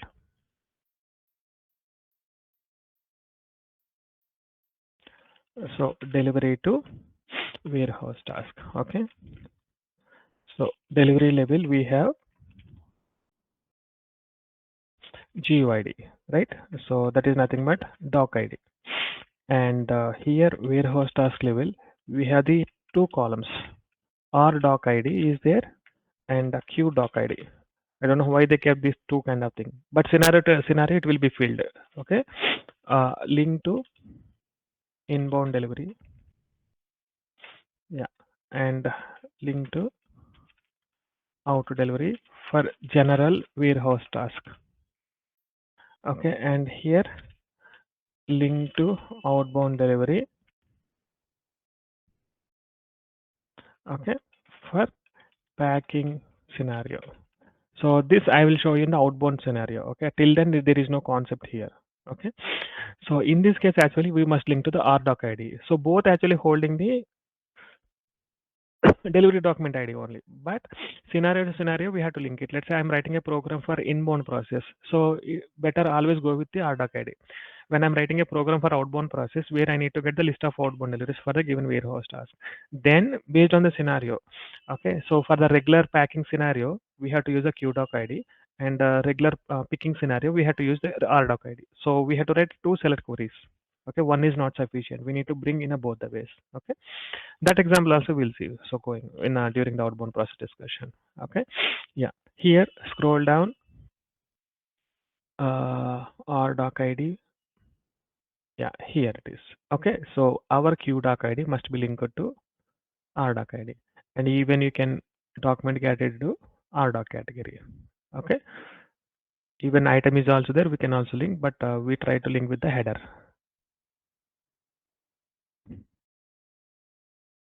One more question for better Yeah. understanding.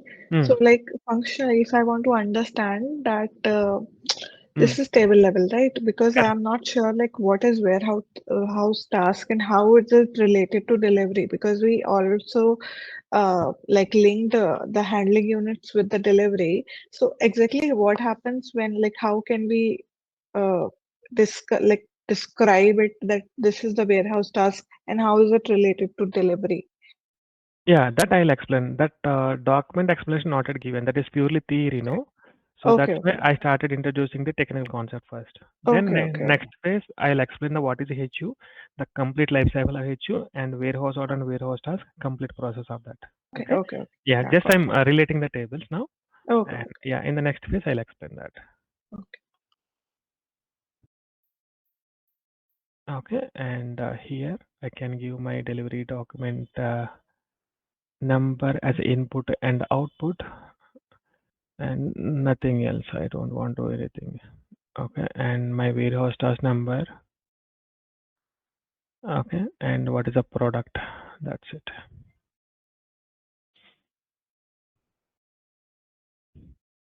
I think warehouse I can give it 1 second. Warehouse input already given. No problem. Execute. Yeah, MM40 is already selected. Execute. So for the given delivery, we have the respective warehouse task here, and how to navigate. I'll show you. And I can take this delivery.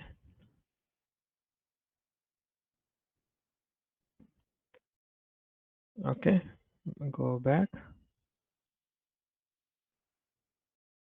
Execute. So yeah, 486 from here we can go to display warehouse task. Yeah, here you can see that 8 and 9 and 110. This is confirmed. We cannot find it here. Only open warehouse task we can see it here. 8 and 9. 10 is stored in a different table. Okay, that also I will show that. Okay, so only 8 and 9 it is showing here, right? 8 and 9 because we have some waiting task is there. You can see that. Okay, what is status also we discussed during that tomorrow. Mostly tomorrow we'll see that topics. Okay, yeah.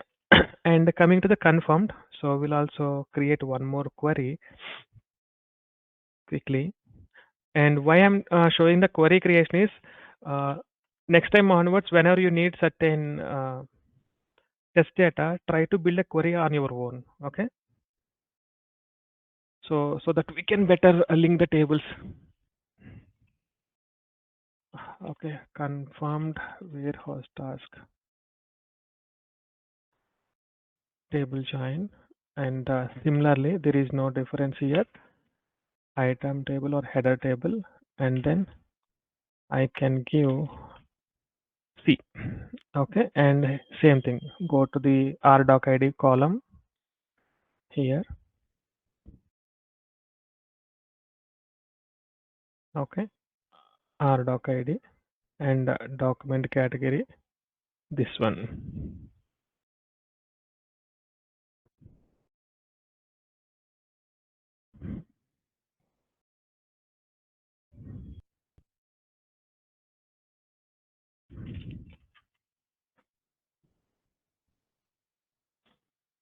And then what I want to see here, just a document number,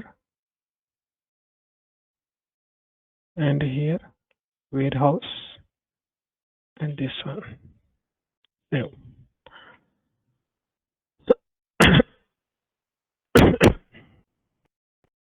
Execute, and what are the delivery currently we are checking. The missed delivery, it has to find it here. Sorry, missed warehouse task.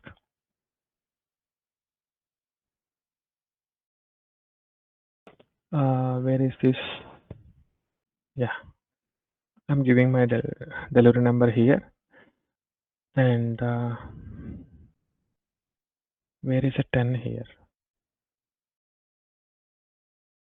110. Is it a 110 here? No.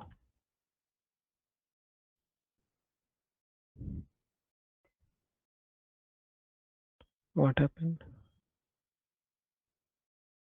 Okay, let me check here. It might be the good example for QDoc ID. SAWM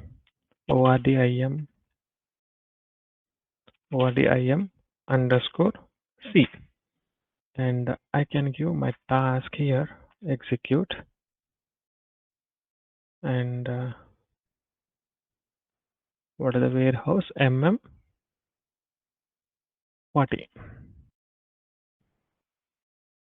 Okay, I will not select everything now. Columns, only few columns I will select. RDoc ID and R item ID, and then QDoc ID and Q item ID. Oh, nothing is filled it. Why? It is a HU warehouse task or what? Well, ENR.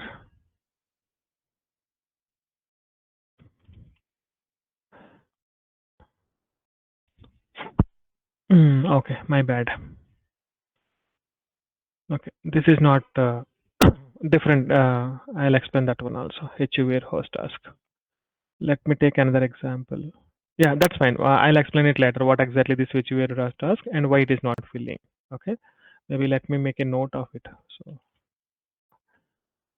at a level, or one more thing is HU level. Okay, this is VLENR or NLENR, where HU flag set to X. Okay, there is one more level. So we cannot directly get the warehouse task for the given delivery, and instead first we need to get the HU, and from HU we need to get the warehouse task. Okay, so that I will give you quickly. I will create one more query now. Yes, and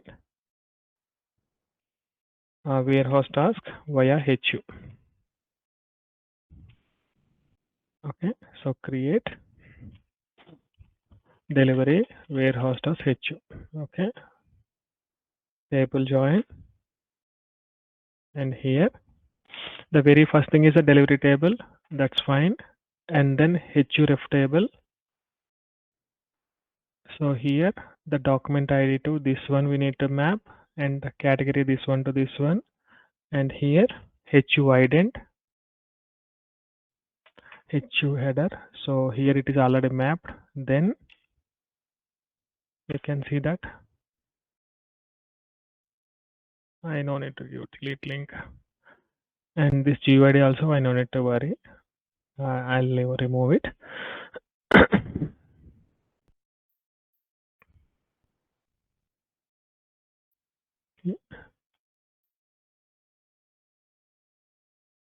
Yeah, this HU to VLNR. Okay, let me take a snap of it.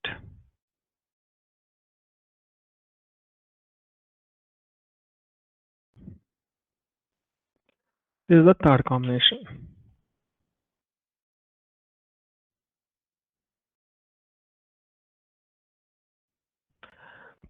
But technically we don't need to write this much of stuff. Already we have the function module. If you give the delivery number, it will automatically pull everything. Okay. But simple scenario, we are going to do this kind of exercise. That's it. Okay. And here same warehouse task. Okay. And then here handling unit number, and in the header level we have a document number. This is also not needed. What else? Warehouse. That is the most important.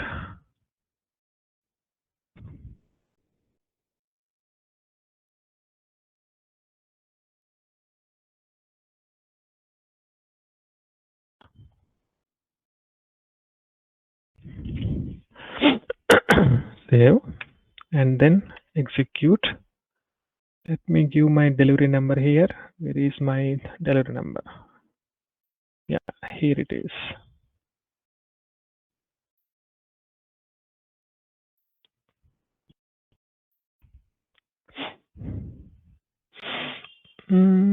What happened? Oh, sorry, it is a warehouse task. I had to give the delivery number. It should get at least, okay, MM40.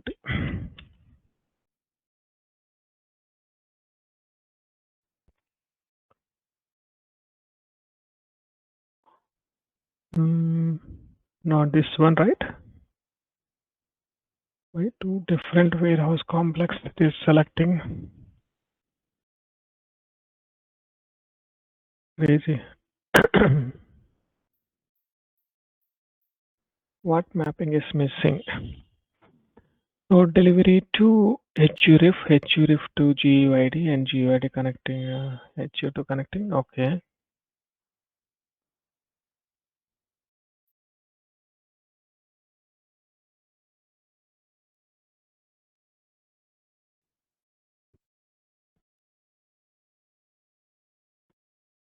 Okay, Z009 and here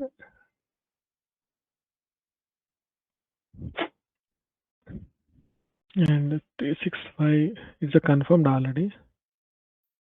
Yeah, it is there. 30129. Let me give this HU.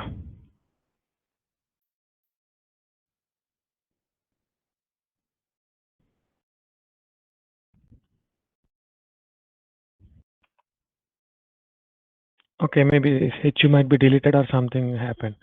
So that's it is not able to recognize. We'll see if the process is completed. Maybe this HU may not be there. Okay, source HU destination also same thing. Oh. Mm. Okay, I'll see it later. So that scenario, it is a POSC scenario, but this is via, this is for HU warehouse task. Okay, so maybe lifetime of HU, no, by that time we can understand better on this one. I can explain more. Okay, yes. Okay, this is about the delivery to warehouse task. Okay, and what are the common fields here? QDoc ID and RDoc ID, and sometimes it's a VLNR or NLENR. Okay, through which we can link between the delivery to warehouse task. Okay, and next one is, yeah, scroll up here, right. Okay, this is about the inbound process. Okay, in the inbound process we have the collection of documents, and each document, so we can get corresponding document based on the field mapping here. Okay, and next thing is outbound process. I can take the same thing maybe, yeah, quickly, and most of the things are common here. Okay, so we don't need to much worry on it. So outbound delivery, so outbound process. Okay, and what are the documents here? Sales order, outbound delivery, and that to ERP document here. This is also ERP and EWM, and outbound delivery request. It is called as a ODR, and then outbound delivery order. It is called as a ODO. Okay, and then operations, picking and packing and goods issue. Okay, here, and then finally there is a one more document gets created that is called as a outbound delivery. It's called as a OD. Okay, this is also EWM. So we can see that in outbound scenario, two types of deliveries available. One is outbound delivery order. This is based for warehouse operation, and outbound delivery, it is a completed document. You know, once the delivery processing is completed, this document will be created. Okay, if I want to reverse the goods issue, I'm going to do it from here actually. You know, that kind of thing. Yeah. The first thing is tables, tables of transaction. What we noted down here, transaction code, then tables, right? Yes. Okay. T codes. The first thing is VS01 for creating a sales order, outbound delivery, VL01N, right? And ODR. This is in EWM. There is a deprecated transaction code /N93 and SCWM ODR. Yeah, outbound request, but you can see that it is not supported at all. Okay, so previously it was there in system. Now in embedded system they're completely avoided it. Even IDN also. Okay, inbound delivery notification, execute it. This is also not supported at all. Okay, but still downward compatibility they kept it. Okay, so ODR is the T code, so it is no more being used. And coming to this one /SCWM PR, DO. Okay, outbound delivery. You can see previously PRDI, now it's a PRDO. I inbound, O outbound. Okay, and coming to the packing, so we are going to, sorry, picking, we have to create a warehouse task, and that warehouse task we can initiate from here. Okay, PRDO itself, or maybe we can go via PPF. Okay, RF or monitor. Okay, or some custom program. Okay, so coming to the PRDO, let me run the PRDO /SCWM. The look, the look and feel of the PRDO transaction is similar to PRDI only. Okay, how the architecture, same thing we can see. So MM40, enter, and you can see that same fashion, header section and header related stuff. And let me open. Yes.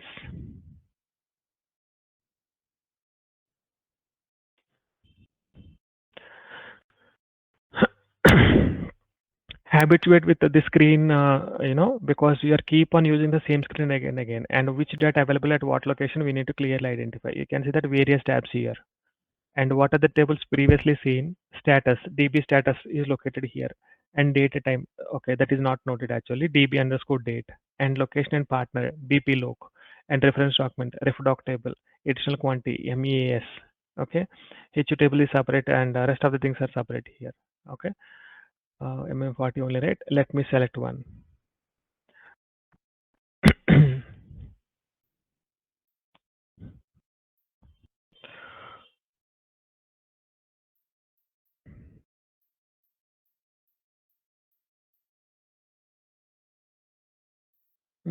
Why this is taking this much of time? Very slow.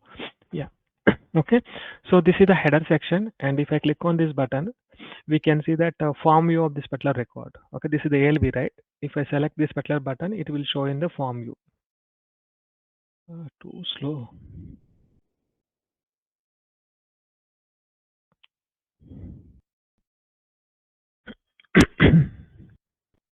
Maybe I should go for classical view. That would be better, I think.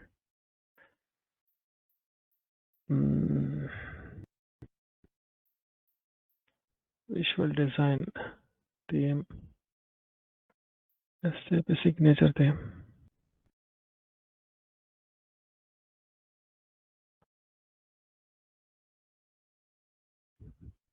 Okay, next a normal view. You can see that this is the form view. Okay, so minimum header information. Okay, that to summarize the information of the delivery. Okay, again click on the same button, and it will come to normal ALV.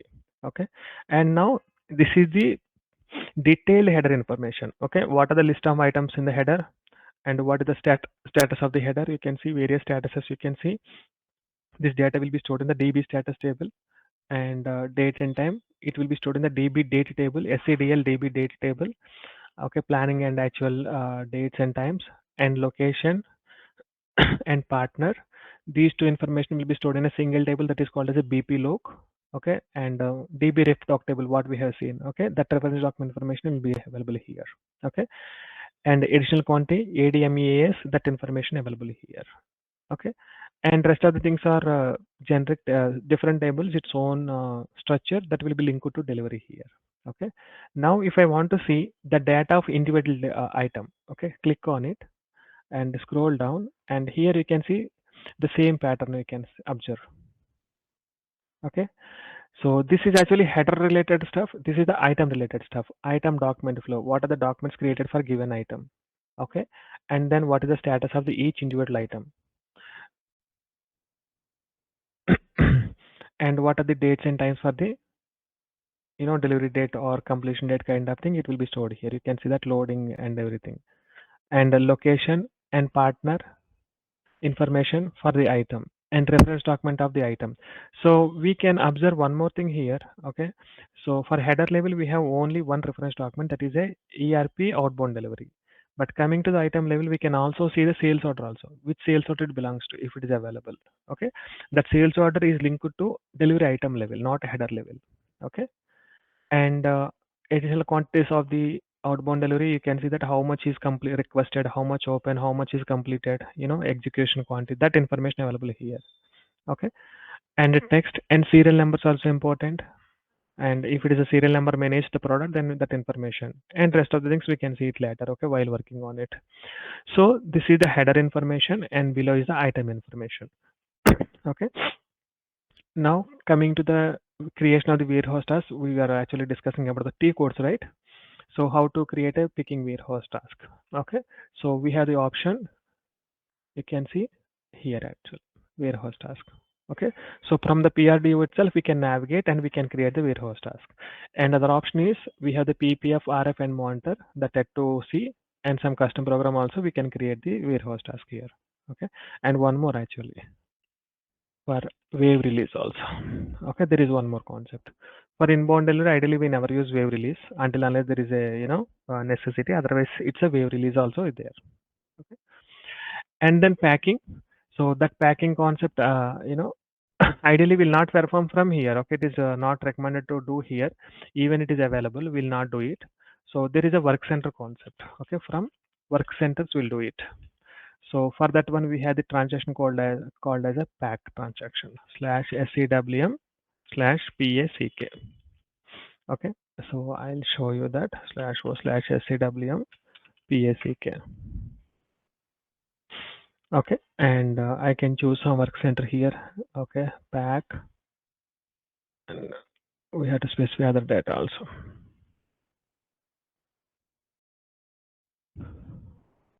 Yeah, you can see that here we can perform the packing operations. Okay, I can create a new HU, then I can move the items from one HU to another HU and I can complete it.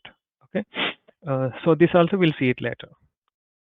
So that can be done from the packs transaction. Okay, and goods issue again we can do it from here. Okay, or we can do it via PPF. Okay, RF or monitor. Okay, we can perform goods issue directly. There is a simple button. You can see that here there is a button, goods issue. Okay, yeah, and outbound delivery order will be created automatically. Okay, automatically created once goods issue is done. But how to navigate here is, if any delivery, goods issue is completed. Okay, this is a goods issue is completed, right? Then there is an additional button, you can see that outbound delivery. Click on it. It will navigate to that T code. No, okay, this is a different T code actually. Okay, it will now reach it to here and it is showing all the information. If I want to reverse my goods issue, I can do it here. I want to reverse the goods issue. Okay, and again go back to outbound delivery order. Okay, you can see this number is different, that number is different. It is a 1417 and click on it. What is this number? Ideally, it is not sharing the same number. Yeah, this is a 3611 and reference document is 1417. Okay, so this is the final document in EWM for outbound process. And once it is done, that means that all the activities are completed in the EWM level. Okay, so that information stored. Yeah. So let us quickly see the tables. Okay, time is almost 8:30. Shall we continue or see it tomorrow? If it is too heavy. And as a initial classes, I would like to go a little bit slow because you have to get habituated with this terminology and naming convention tables. So once we starting programming, we can go a little bit speed. Okay. So I want to spend more time on explaining the tables and everything. Okay. Don't think that maybe do not assume that you are going this much of slow actually. So phase is going to be increased slowly. Okay. Just try to. In the sorry. Mm. In the final document in the outbound is the outbound delivery, correct? After PGI. That is correct. This called OD. OD are also called as FD, final delivery. Oh, yeah, okay. Yeah. Okay. This is the last document. Okay. Can continue tomorrow. Yeah, we can continue tomorrow. Okay. So tomorrow we can see the life cycle of the handling unit. Okay, how to create a HU and what are the stages it is going and what is the warehouse order and warehouse task, what is the important information and how it is connected to delivery. Okay. So please do not miss tomorrow's session. Okay, that is completely explaining about the warehouse task, warehouse order and handling unit. Okay, that is the core components of the entire EWM. Okay. Are you Yeah. sharing this document? Yeah, we are sharing it. Have you received this document? Maybe Jyoti or No, Vimal? not yet. Yesterday he's supposed to share that, but Okay, okay. Yeah, please ask him. Please follow up with him. Otherwise, I will also inform them, to get the access to it. yeah. One more question for the server setup. If we have the SAP logon in our system, so we just can enter the like how we configure, right? And the user ID will be created by them only. Yeah. Have they given the credentials or they given the RDP, remote desktop? I think they have given the Server they have details not only. yeah, not no service details they have not given. They have given few exe files only, so that's why. And they were asking for any desk ID. So Oh, I think they're going to do with the RDP setup only. So without credential, directly they want to log in it. Not sure. okay, Maybe so previously they used it to share the server details, right? If we go mhm. to here and we maintain here, right? Yes, We'll see. comparatively RDP, a direct server would be good. That's what I'm. Right, right. Direct server actually, maybe up to some extent it will be worked, but some of the scenarios like Query Launchpad and some of the access they cannot control it. So that's why mostly they're giving the RDPs. Okay. Yeah.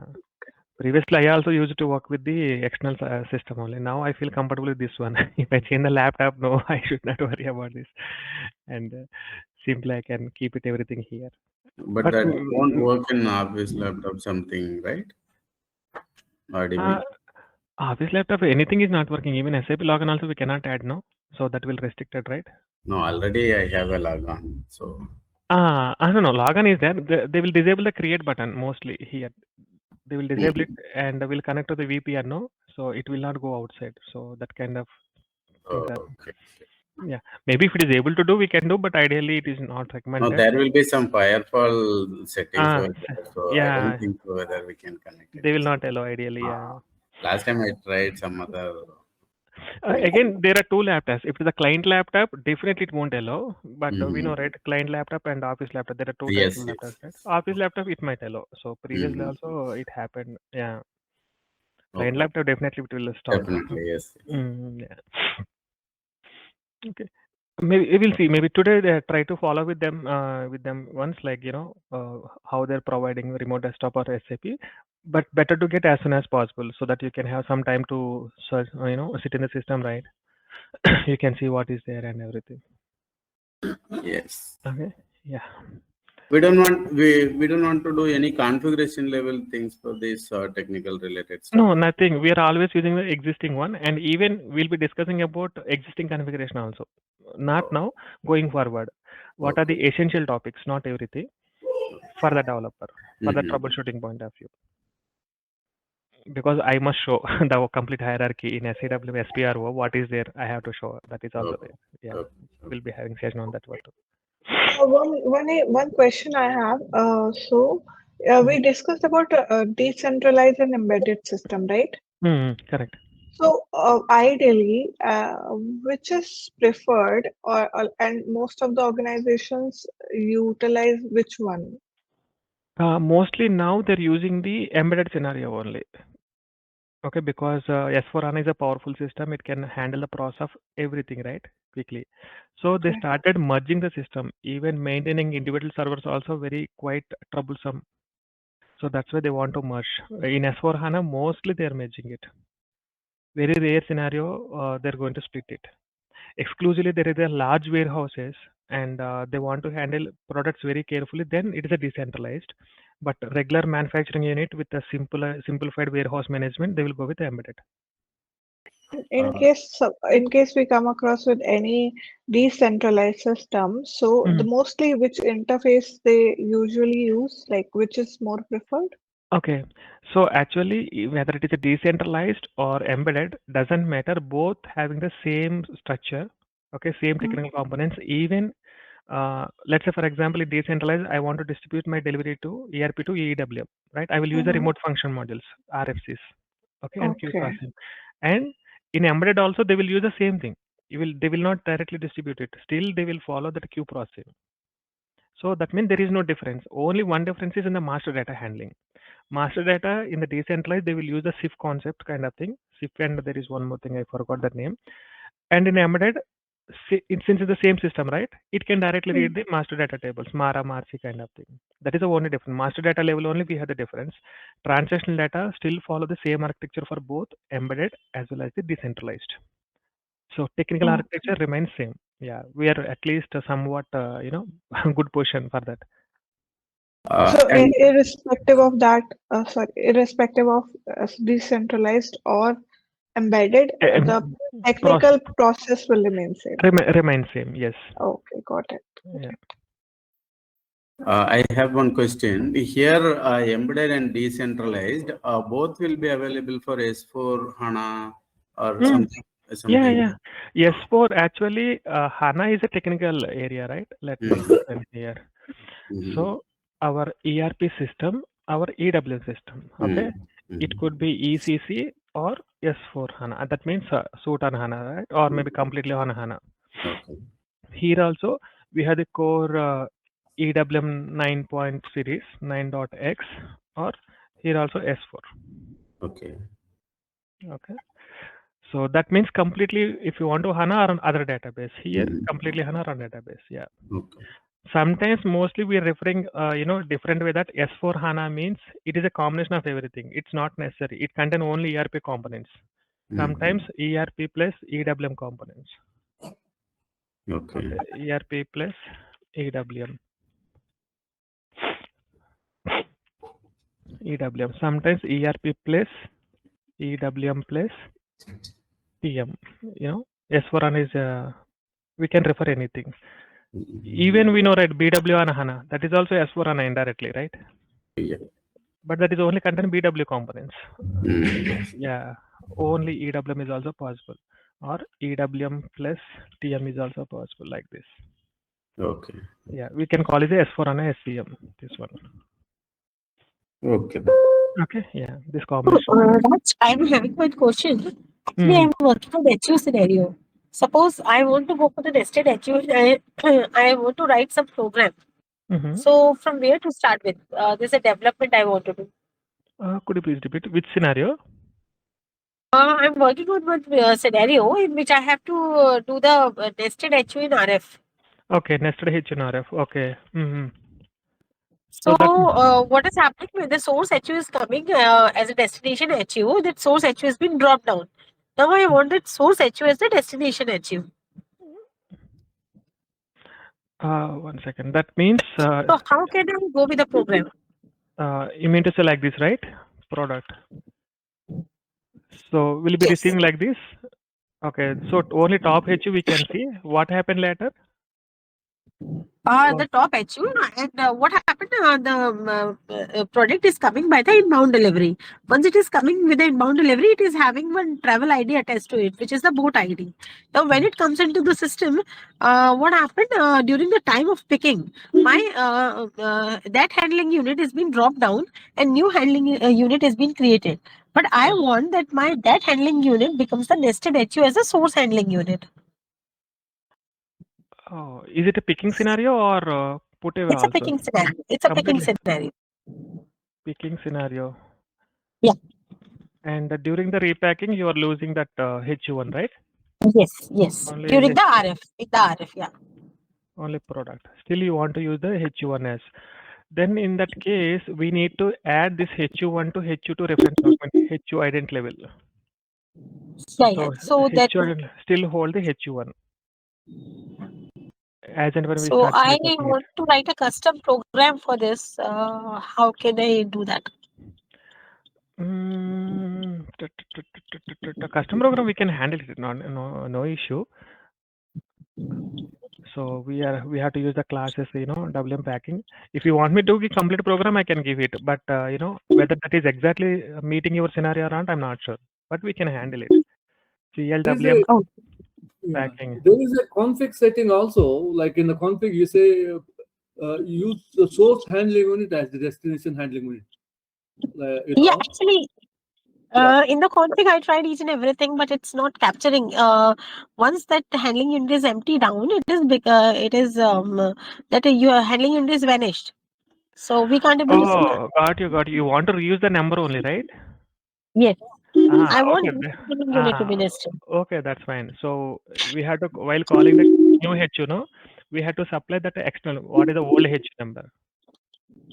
Yeah, That's it. yeah. So the old source HU number must be nested in that. But nested means it is outbound also same hierarchy or different hierarchy? Still here I'm not getting during the repacking. So this is my source HU. Okay, HU1 is the source HU. Under this one we had a carton box, and let's say for example HU1 is a pallet. Suppose I'm saying this scenario, HU2 is my source HU and HU1 is my main HU. So during the picking, in HU1 comes the HU2, in HU2 comes all the product. Could you please repeat? See, as per the scenario, HU2 is my source handling unit. Suppose HU2 is my source handling unit. Okay. Now HU1 is my handling unit which created by RF during the picking time.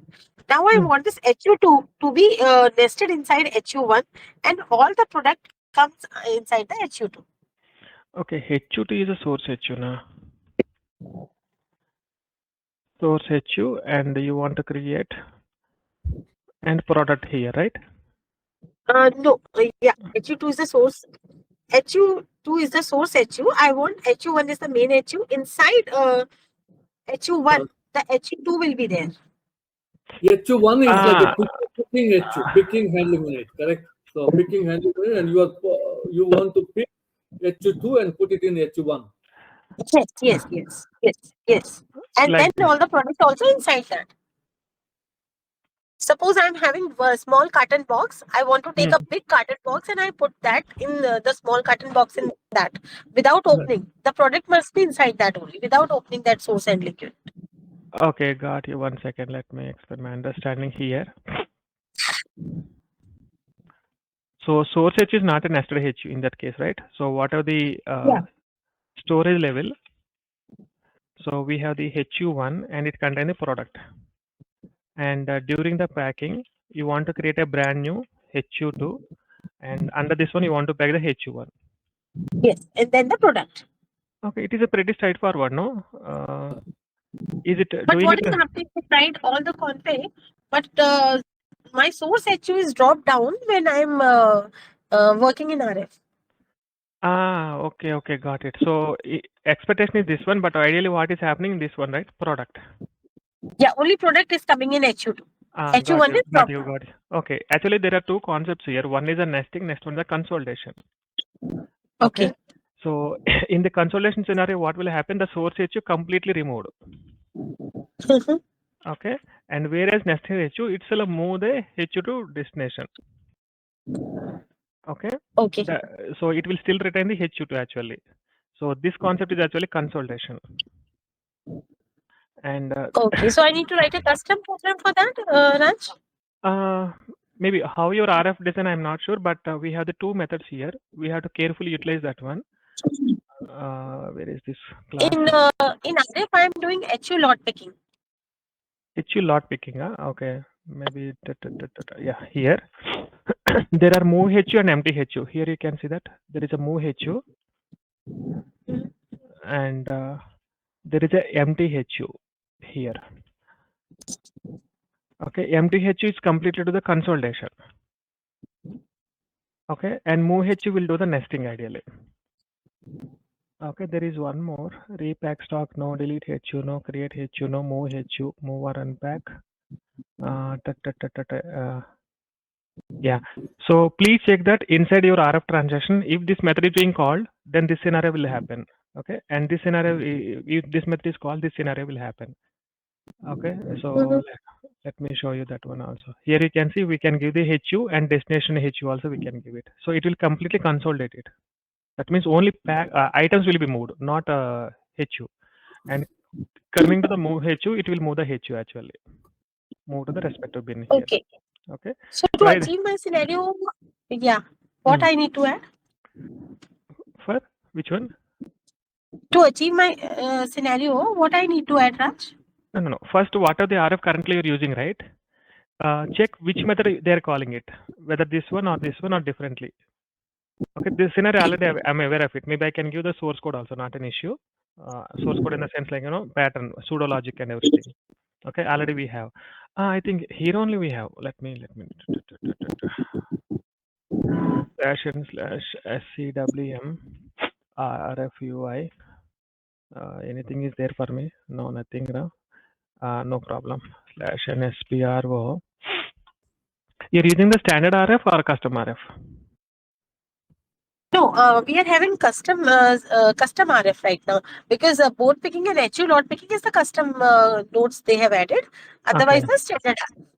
Okay. No worries. Yeah. And let me go to manager.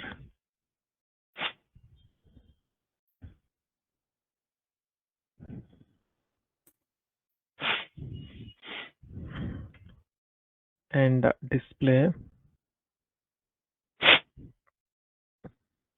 And outbound scenario. And there is a packing. Yeah, this is a packing. Repack HU. This is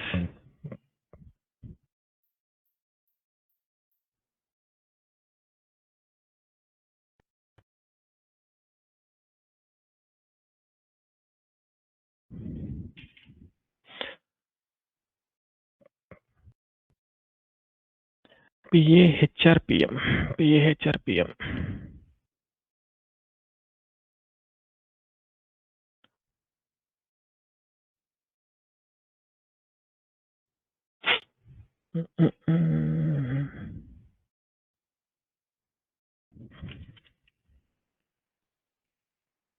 Okay.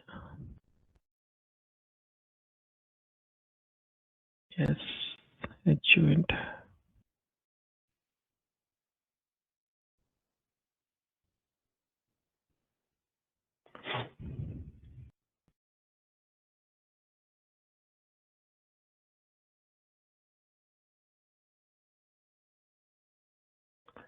HU. Get HU. Yeah, it's a pack HU. Okay, so it's not move HU actually, it's a pack HU.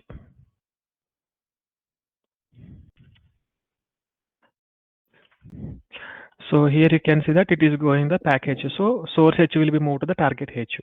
Okay, this is a one. Maybe you can make a note of this function model. You can verify this. And manually repack HU item PAI RPM. PAI RPM. Yeah.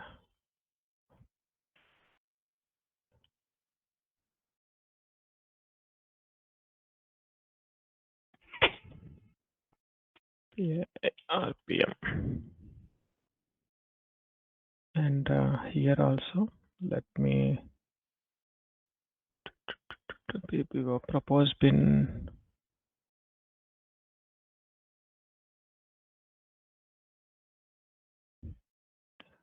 create package you create is not this one.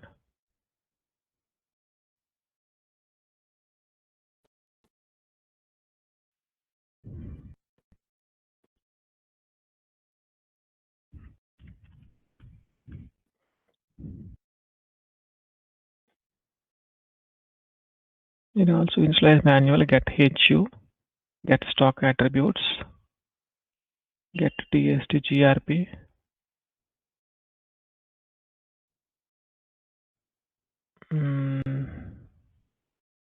Not this function model.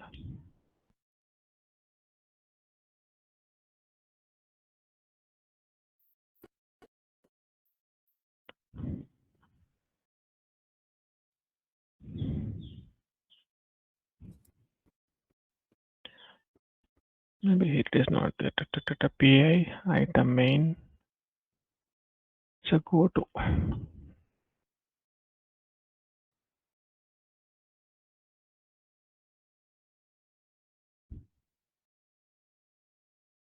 Oh, so many PIs.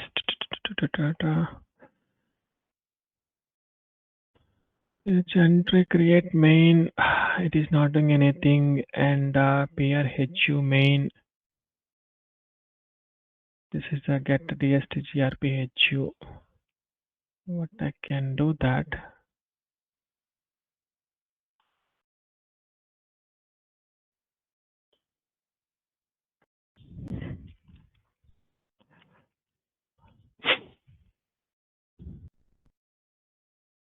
Yeah.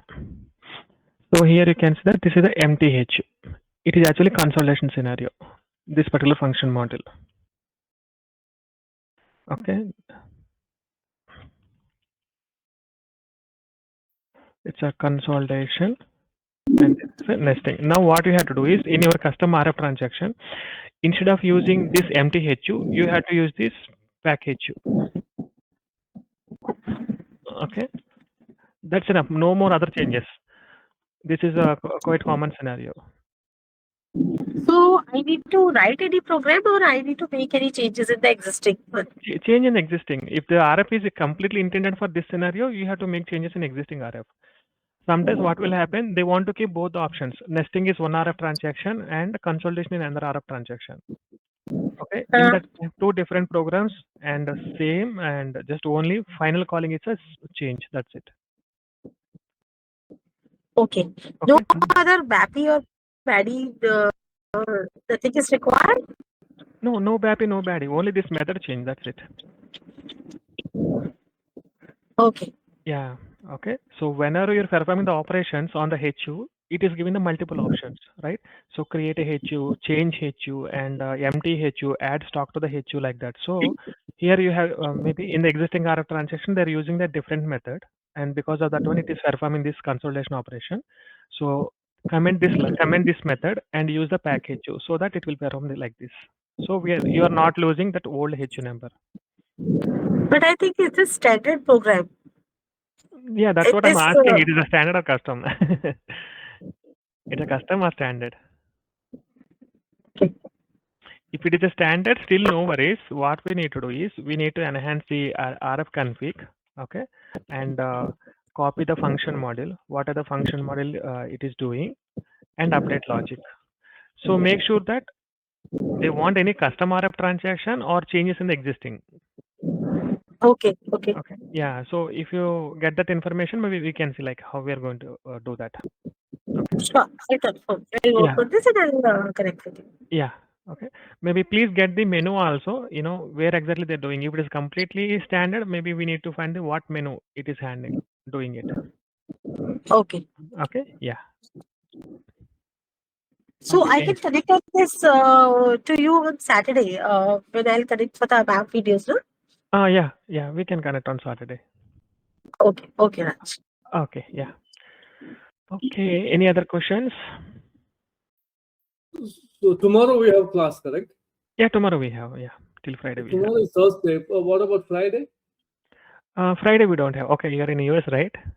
Yeah. Yeah, we are not having till Friday India.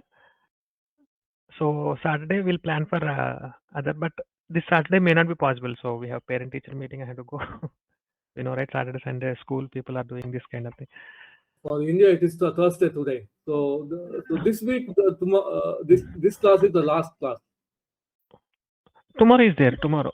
Tomorrow is there. Okay. Today is the today Thursday only, no? Friday is there. Okay. Yeah, Friday is there. Yeah. Okay. Yeah. Thank you guys. Thank you so much. Have a nice rest of the day. See you.